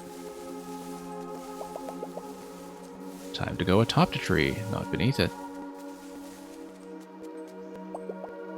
So I can't exit out anywhere since I was teleported here. But I can actually have the flexibility to move around the map a little bit more, so. It's just that at every turn, it's just going to encourage me to go back. Since all the NPCs are gathered there. I don't know, though. I mean, maybe... Like I said, I'm still thinking about that secret piece that we saw earlier. Because it's the only secret piece that we've found, and so I am thinking about points at which we can uncover the other ones. That's okay, we don't really have any contextual clues to work with when it comes to that, so let's continue. Yeah, let's head upstairs. To the treetops.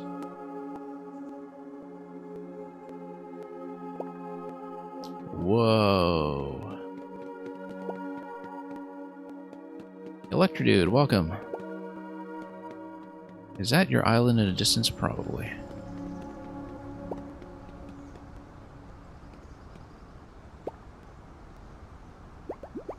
Are we finally high up enough? Well, I guess we can just stand here until the tree continues to grow. Look around and spot somewhere even taller. The world looks like a map. Which means we can just manipulate everything now.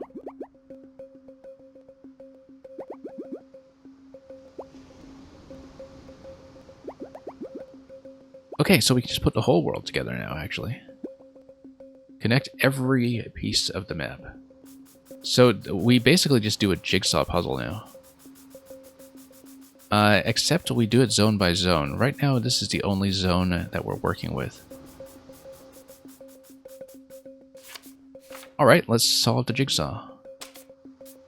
I mean, there are probably multiple solutions available, given how flexible this game can be.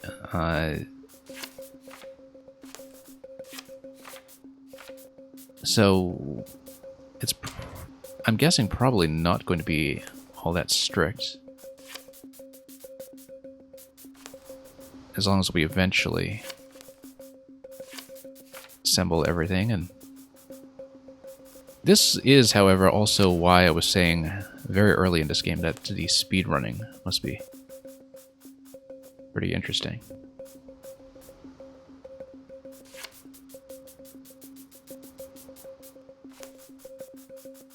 Except I probably shouldn't have made such a mess of splitting up the map so far apart earlier. But yeah, one of the things about speedrunning this game would be that you would want to minimize the number of moves you make in the end game. So not only would you be trying to create shortcuts while you're doing the main game, you would also be trying to optimize this segment here. Like I said, I'm not a natural speedrunner. I can't imagine that I'd be the one to figure this out, because I don't have the patience to actually go through the execution. But if you were trying to figure out this game as a bit of a fewest moves puzzle to try to reduce to the lowest record, just to, you know, have this maximum move efficiency, an optimal move efficiency, it actually would be a pretty interesting thing to do, I think. Has a lot of potential for that kind of gameplay. Anyway, we do need to connect the lake with that fish. So, yeah, this is really neat. This is taking me way too many moves, but it's very neat. So, let's stitch the fish together. The fish lock. I feel like doing this piece here was a mistake.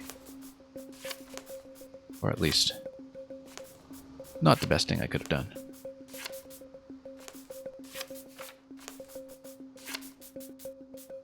Yeah, we'll just point this somewhere. And I guess we have to do this for every zone now. Okay, not the prettiest thing. Hey, we'll just screenshot it just to have a bit of a keepsake. That was my island way out there. Wow, that's not how I remember it.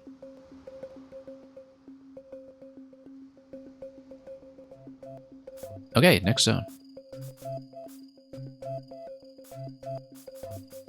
And momentarily, Sam, do let me know if the sound is improved now from what you were telling me was cutting out earlier.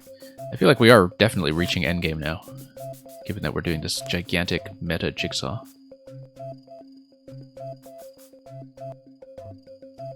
Previously, we had just created a circular loop here.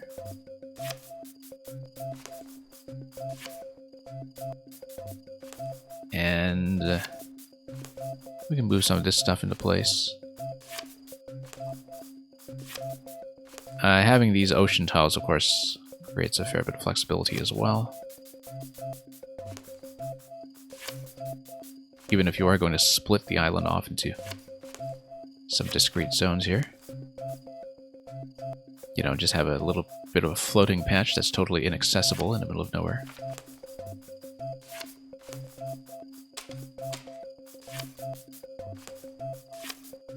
Okay. Going to have this dead-end path. A lot of disconnected pathways, in fact. Again, not the most elegant thing, but you have a lot of flexibility. Still don't know what's going on with that mystery piece, of course. That's something that will remain mysterious. Oh, look at that, we're connecting the land. I don't know, I feel like can I actually connect a road somehow? I mean, the dead ends would suggest maybe not, so let's just leave it as is.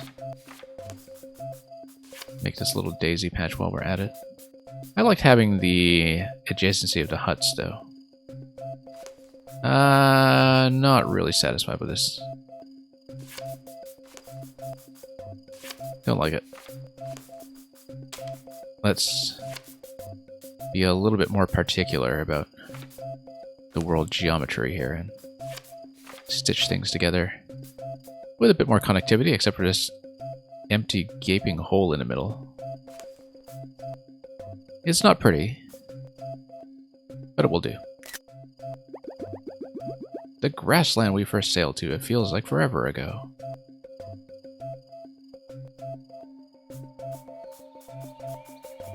Okay, now we need to do this thing. These will be fairly self-contained. Except for all the pathways. Of course, we can just use the ends of the pathways to eventually stitch everything together. This is, of course, just where we are right now. This massive tree.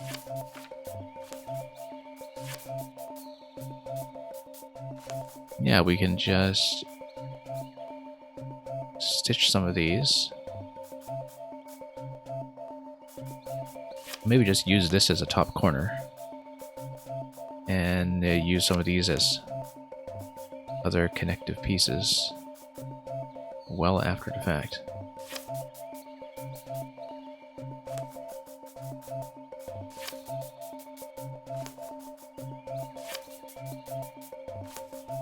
And yeah, we'll just port everything over. It's too bad that I can't really do a multi-grab.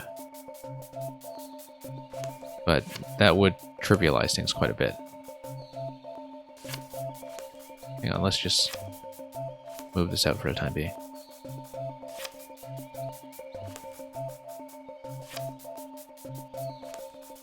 Well, we totally made a mess of this world.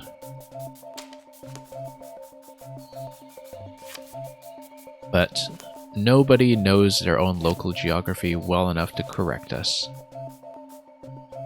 So, we'll just get away with it. I think one more thing we can do is move this piece over here as a bit of a stub, which will allow me to create a slightly more elegant connectivity to everything here. And by slightly, I really do just mean slightly. Because this is not the neatest. Look at this, you still have gaping holes in the world. But we'll take it.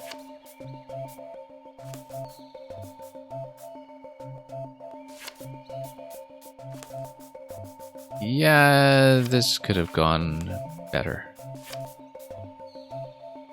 Let's put the entrances together like that. I think I want to fix this further just to tweak it.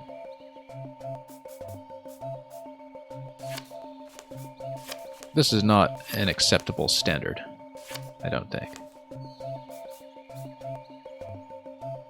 It's a little too ugly for my purposes. I know this isn't actually required, but it feels required. Just out of a commitment to neatness.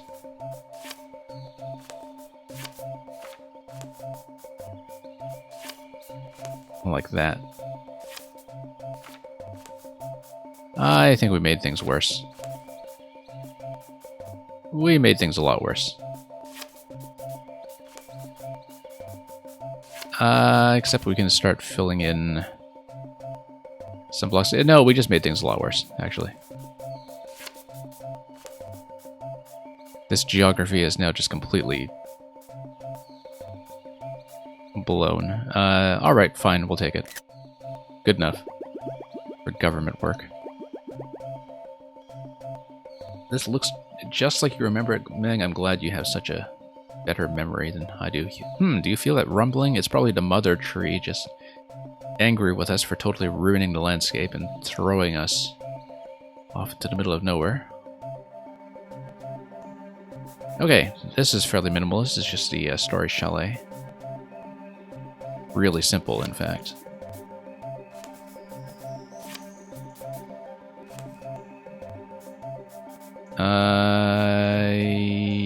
Yeah, good enough.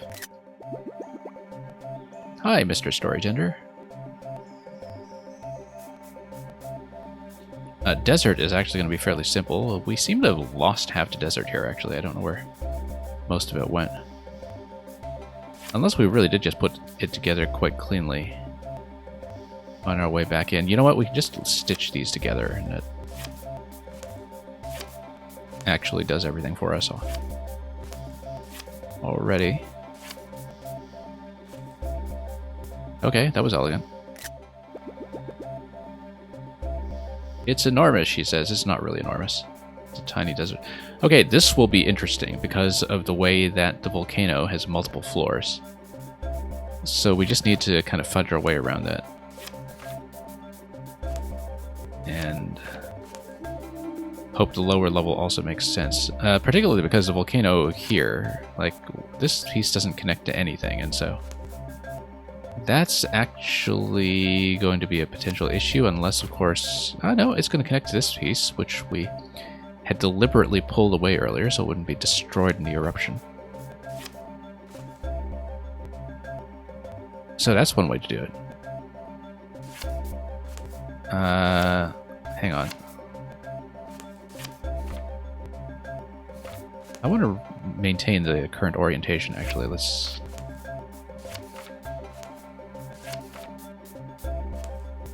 do that instead. So yeah, after completely destroying this landscape, we'll just put the volcano right back to where it was.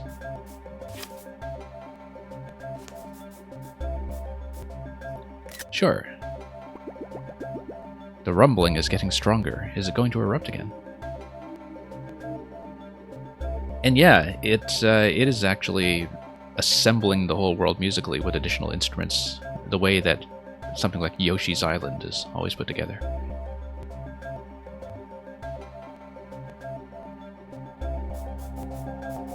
Okay, here is the ice.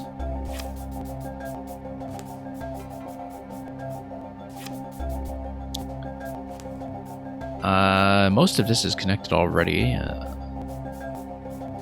but we'll see, because Tetris here is a game that apparently has standards. We actually did know earlier what some of the connectivity was supposed to be with the way that pieces has certain clues attached to them, but of course I've already forgotten all of that. So let's not depend on that. Let's just put it together our own way.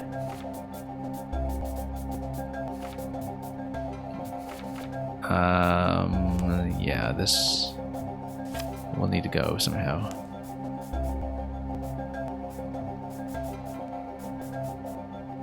Yeah, because there definitely was a certain arrangement earlier that just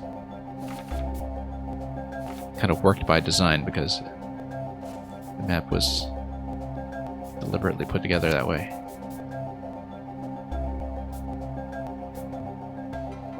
It's not going to be something like that, because that's a disaster.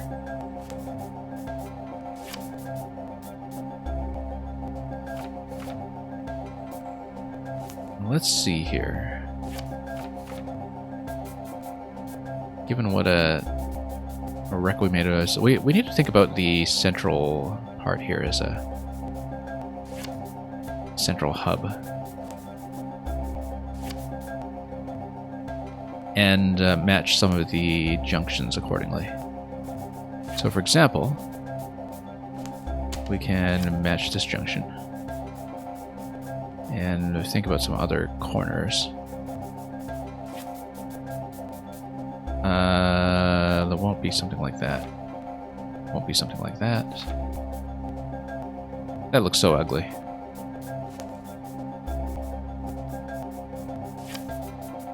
Yeah, we can't accept that. That's not the standard of quality that we stand for on this stream. Unacceptable workmanship.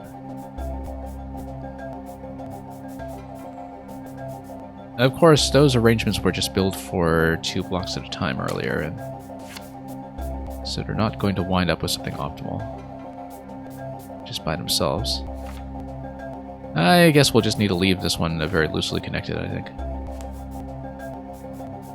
Although we might be able to come up with some decent layouts here. Maybe.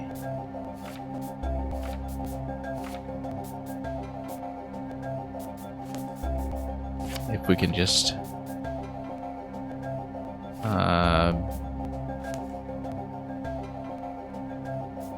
maybe put some of these together.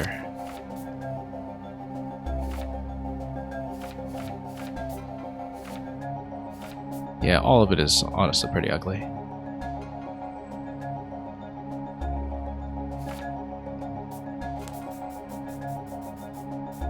Well, it doesn't absolutely need to be pretty.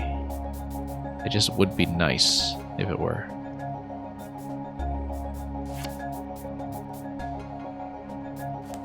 Probably being far too strict about that, in fact.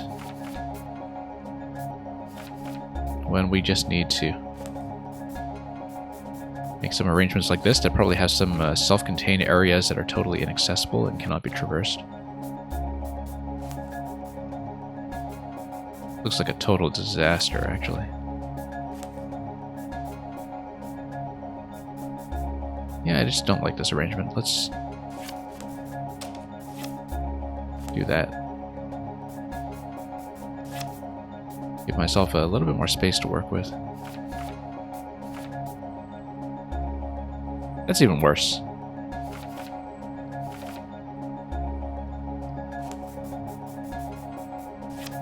I wonder if there's just a better way to do the white pieces here. Like, for example, if you do this.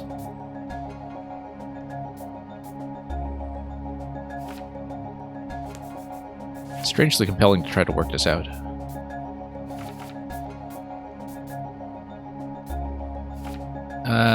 Yeah, that's ugly. Don't like it. That's really bad. Don't like that either. I think we'll just have to live with it. Unfortunately.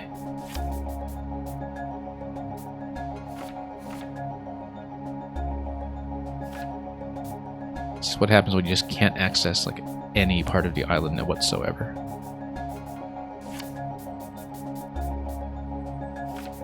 Look at this mess. No, there's got to be a better way to do this. Let's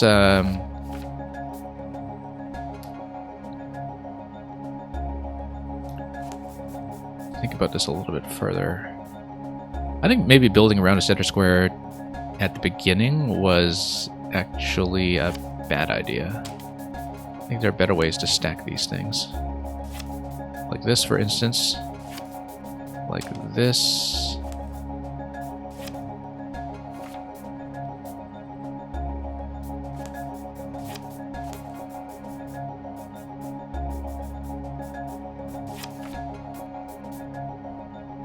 Yeah, everything is inaccessible, that's the thing.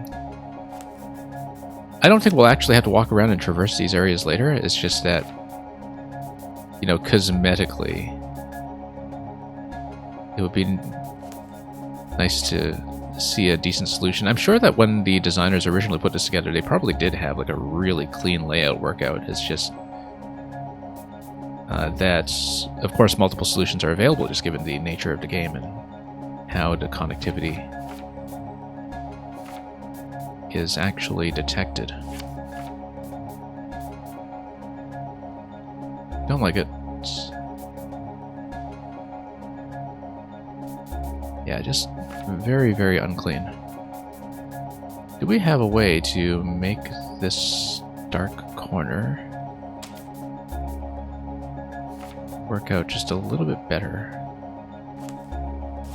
I mean, we can just stack the corner like that. That's a little bit better.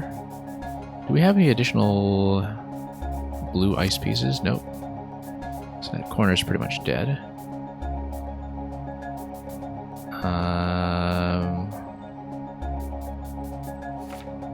That's not too bad, despite the gaping hole. And let's see if we can slip this in somewhere decent. Nope, because of that blue water tile there.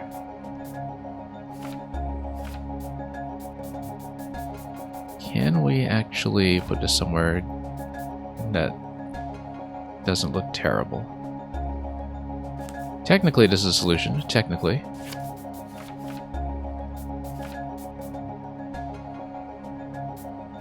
I feel like we can do better. It's almost certainly unnecessary to do better, but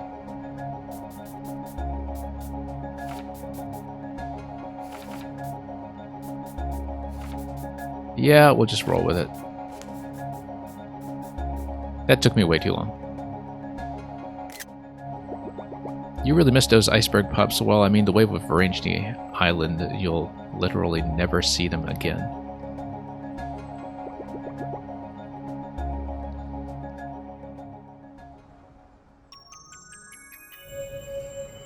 Anyway, we put the whole thing together.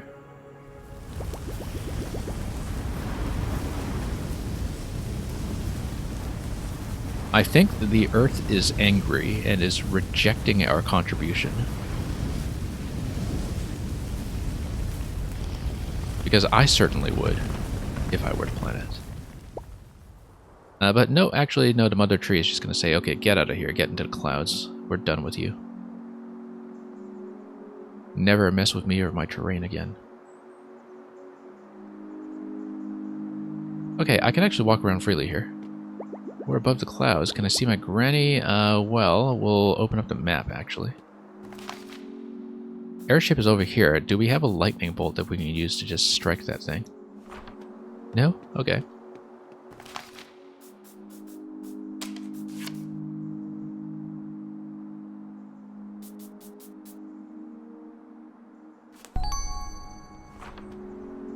Here's the airship, flying into position. So I really do wonder about that secret piece.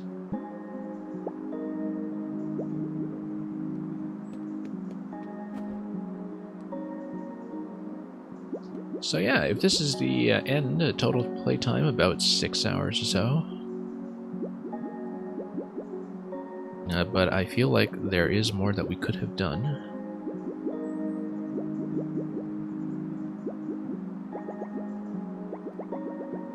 Carto is a little on the quiet side, just speaks in emotes all the time, has her chat set to emote only.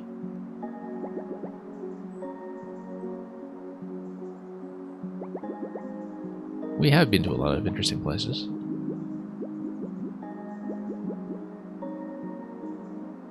Okay.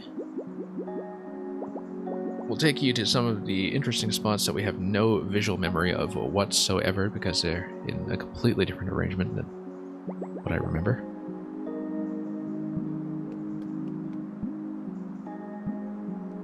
That's a very pretty airship, actually. Thought I'd just get a screenshot of that just for airship's own sake. Is this the credit sequence? I feel like it might be.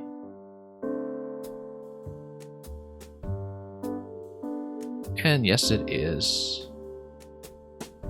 What a fine specimen. Is she talking about the bear? Oh no, she's talking about... She is talking about the bear. I'm glad we have a very clear understanding of what's going on here. And thank you for the GGs. So yeah, we'll see if there actually is anything in the post-game or any kind of clue as to whether we can find the other secret pieces. Because honestly, I have no idea where to look or the other ones or how to put them together. So if there is some kind of clue, we'll play a bit of the post-game. If there is no post-game, then I'll decide whether I want to stay for anything else, since we've not been online for too long today. I may call it early. I was originally thinking that I might do some maker puzzles or something as a bonus, but we'll see what I think about the way things are going. Anyway, they're identifying all these plants. These kids know everything. Bunch of know-it-alls.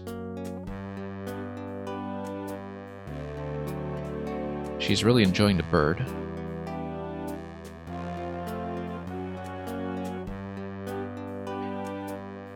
I'm reluctant to click the button to speed through the dialogue because I don't want to accidentally speed through the credits.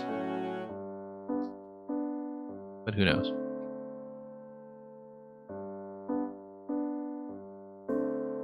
A coming-of-age ceremony for 4 types of fish. I don't remember a bit about the mermaids. I love how, first of all, Shannon is still in disguise when she's on her home island and that we're just kind of chilling there and fishing. That's a nice little touch.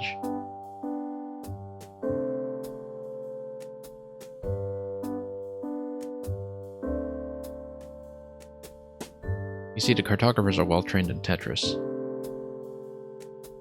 just solves about everything. The story Shelley hasn't aged a day. She is totally the artful aeronaut.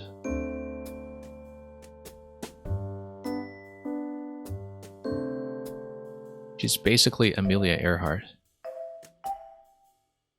having disappeared into a map of her own making.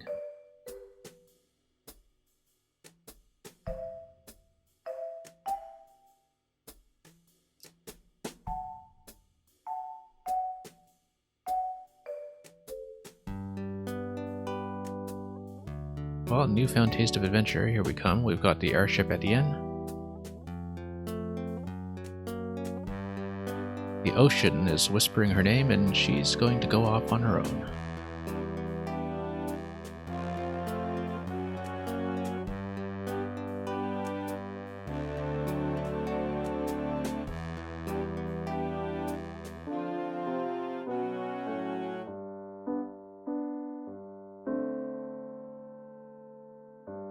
Best friends apparently never stay gone for long.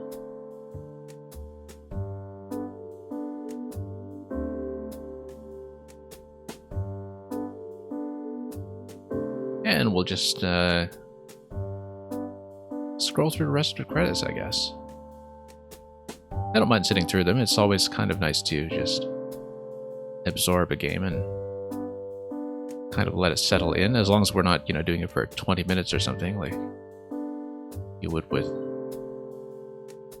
gigantic productions from companies like Ubisoft and such. I just remember that being the case with the Rayman Legends when I played it way back when, that they had that interactive credit sequence where you can just run around and break stuff, and then I realized I was doing it for 20 minutes. And this, of course, is a comparatively small studio, Sunhead Games from Taiwan,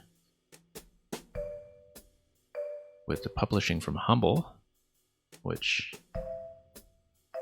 has been publishing its own line of independent titles for a couple of years now, I think. I actually hadn't been keeping up very much with Humble Bundle as a business, so some of this is new to me.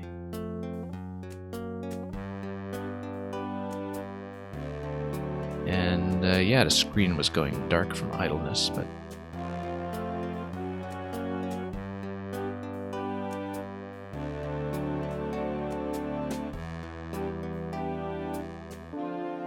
and yeah, pretty quick set of credits here.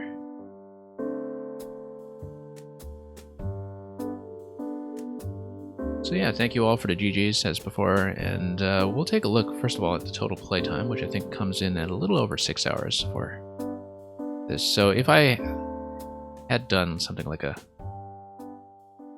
long stream yesterday, I think it actually might have been doable in one sitting if I really pushed towards it, but yesterday I don't know if that would have been fine. Let's see if there is anything we can do for post-game. I feel like maybe we can hunt down the remaining mystery pieces or something. Now, let's take a look at this letter. You've made it through another storm, and one of the iceberg pups was smuggled aboard. Okay, so I guess this will just be standard little ending screen here. Unless something can continue about the adventure. Let's see. So she's going to get a pup as well. And what is this going to reveal?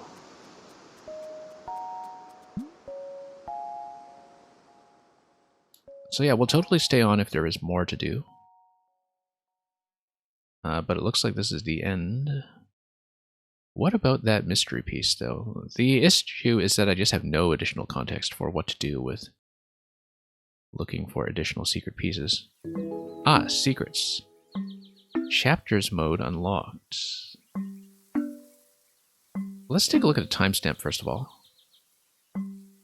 Now when you start a new game, you can start from the beginning or choose any chapter to begin on. So it's kind of a new game plus thing where you can dive into some segment of the game and skip early chapters if you don't want to do them. But I think maybe the implication here is that it does split off onto a new file.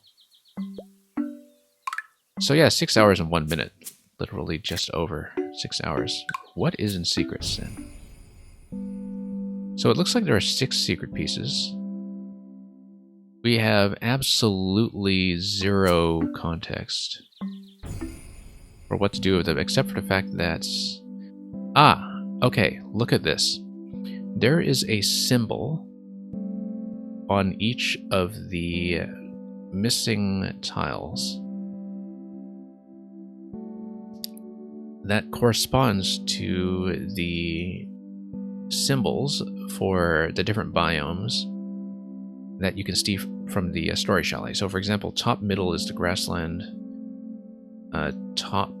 bottom middle is a volcano, bottom right is ice,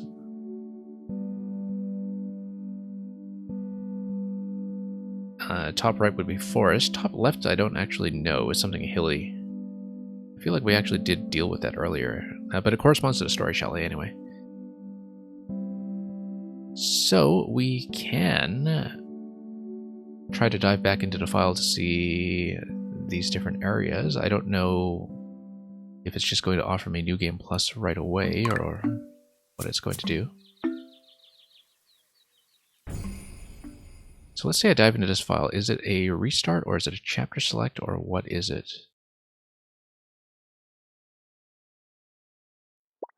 Oh no, okay, it just goes back here.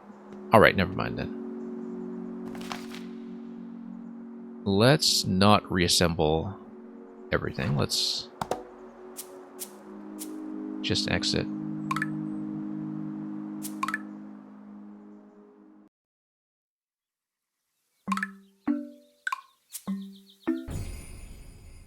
So we can scan around a little bit. I don't know how interesting it'll be because I honestly just have no idea where to find some of this stuff. But we can split off into a new file and maybe try to look for some of this.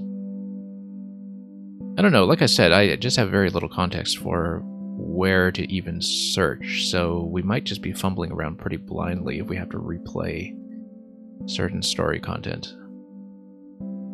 So it might be something that I might want to save for a different stream instead, perhaps, if we decide to come back to this. I just don't know how interesting it'll be to watch when I have literally no idea what I'm doing. So for example, if you decide to do a chapter select, yeah. Oh yeah, I guess the island chapter would be the early one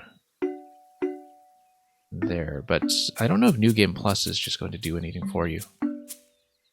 Like, it's a lot to replay and sit through, I think, if we want to be going hunting.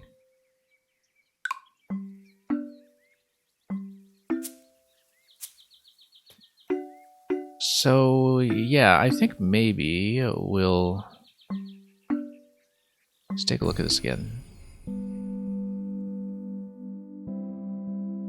Yeah, we did desert already. We can maybe take a look at the initial island just to see what we can do with it, perhaps. Oh, actually, you know what? I've got a good idea. Let's take a look at the story chalet so we can actually try to match those symbols. So for example, if we just go to the chalet in its nearly finished form. Let me just check to make sure I know which island is which.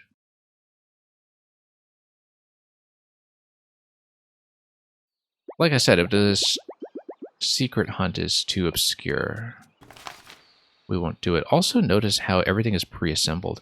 Oh, interesting. Everything is pre-assembled. So I see. If you come back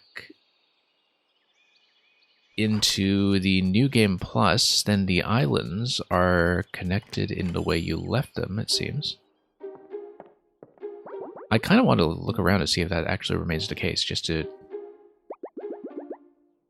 explore this game a bit more. Let's skip this somehow. Oh, no.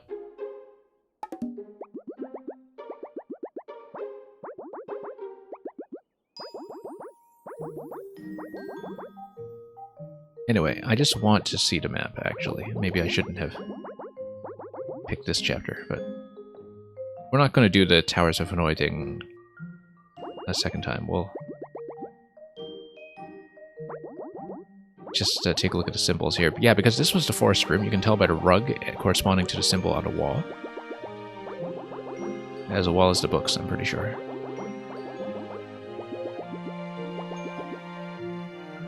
Okay, so let me take a look at the map here. Yeah, I believe this was actually the island room. I just want to check the symbol here to see if this is correct. Yeah, this is the island room, so I just wasn't sure about this symbol.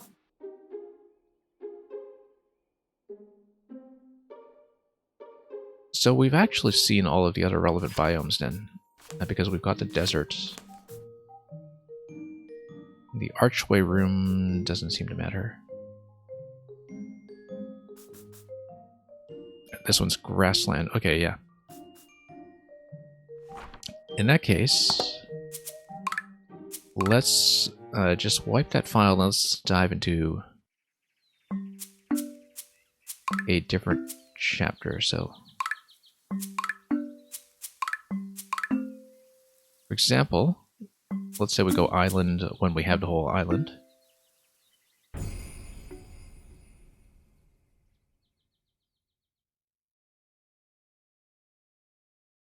I just want to see how it works. I don't necessarily think I'll look for the whole secret. Oh, except we have to do this part again. Well, that's okay. We can just repeat this quickly. I think it's maybe a set sequence. I don't know if it's going to have any changes whatsoever. Yeah, it totally is a set sequence. Nothing is different about the puzzles here.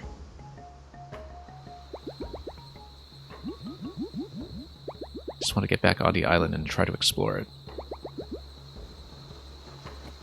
Okay.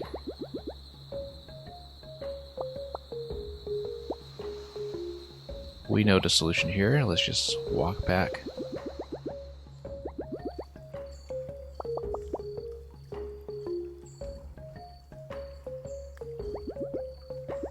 So, in terms of how the secrets are hidden, the thing that we understood about the secret piece number 4 earlier, notice that we totally debarked in a different kind of geography as well. The thing we noticed about the secret piece number 4 was that we found it entirely just by clicking on the cactus until it gave us something different. Also, yeah, so it doesn't give me a connected island, it gives me this disconnected mess. So I think we just need to scan around some more and see if we can uncover something that I can interact with, like some kind of object. So we'll just try to click on everything, really.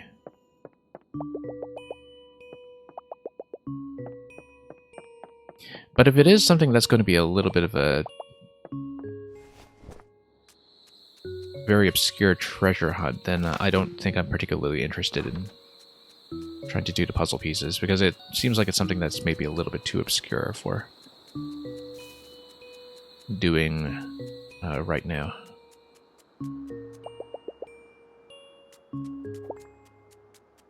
Also, inventory is pretty much what it has to be at this point in the game, so notice that in the inventory I don't actually have my puzzle piece anymore. It has been cached in at the end of the game by the looks of it.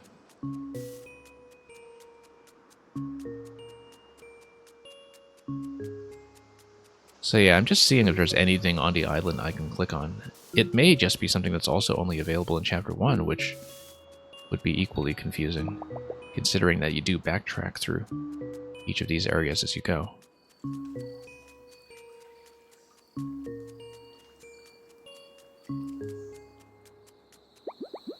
We need some more info. Let's just connect some pieces. If I can.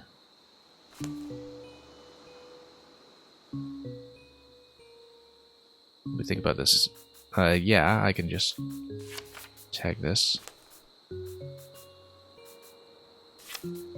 as before. Also, I never really did look at these ocean pieces previously when I was here, and so who knows, they may reveal something or they may not.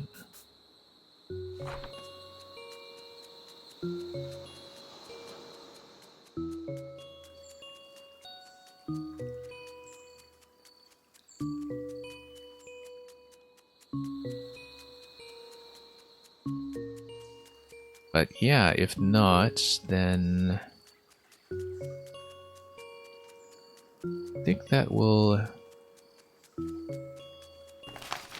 pretty much be the extent of what we can look at. I mean, we can always check the chapter 1 again where we had some slightly different interactions, but, you know, that's just pretty much a full restart. And so I don't think we'll do it. It's just a little bit too obscure a treasure hunt in terms of having to comb everything on a replay, just given the nature of the one secret we found so far. So I think we'll be pretty content to stick with what we have now, and we can just wipe this. Leave the slot open for some later adventure. So yeah, with that, I think we're going to call it on this game. In terms of the stream, so what we'll do is tomorrow I will be back with another indie game in this series.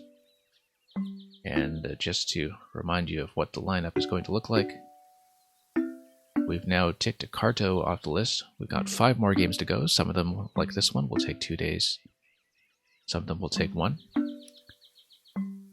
Since it's fairly early on, and I'm usually able to stay to about 3 or 4 hours, for now, I actually think that I am going to switch over to Mario Maker briefly to do maybe just 1 or 2 puzzles. I'm not going to take too long with that, but we'll just do that to kind of fill in some time and make up for the fact that I'm not doing the puzzle stream currently in its fullest form. So, bear with me.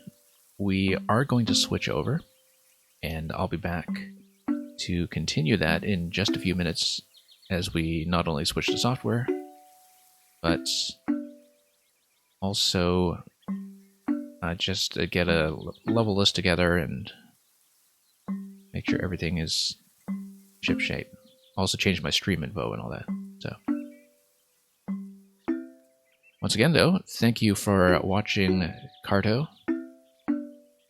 Like I said, not too interested in the optional content from what I can see, but the main game I thought was really quite a nice, short and sweet experience that squeezed quite a lot out of its central concept, in terms of just having a lot of variation from one puzzle to the next.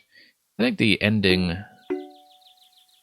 was more just for the spectacle of the ending, in terms of putting everything together into contiguous pieces of land that do not at all resemble what I was actually going through originally when I was traversing the landscape myself. But definitely a very satisfying way to tie things together in terms of just cleaning up the mess that you made at the very beginning in your own little way. So, that's it for Carto. Stay tuned for more very shortly, and we'll see you in just a few minutes.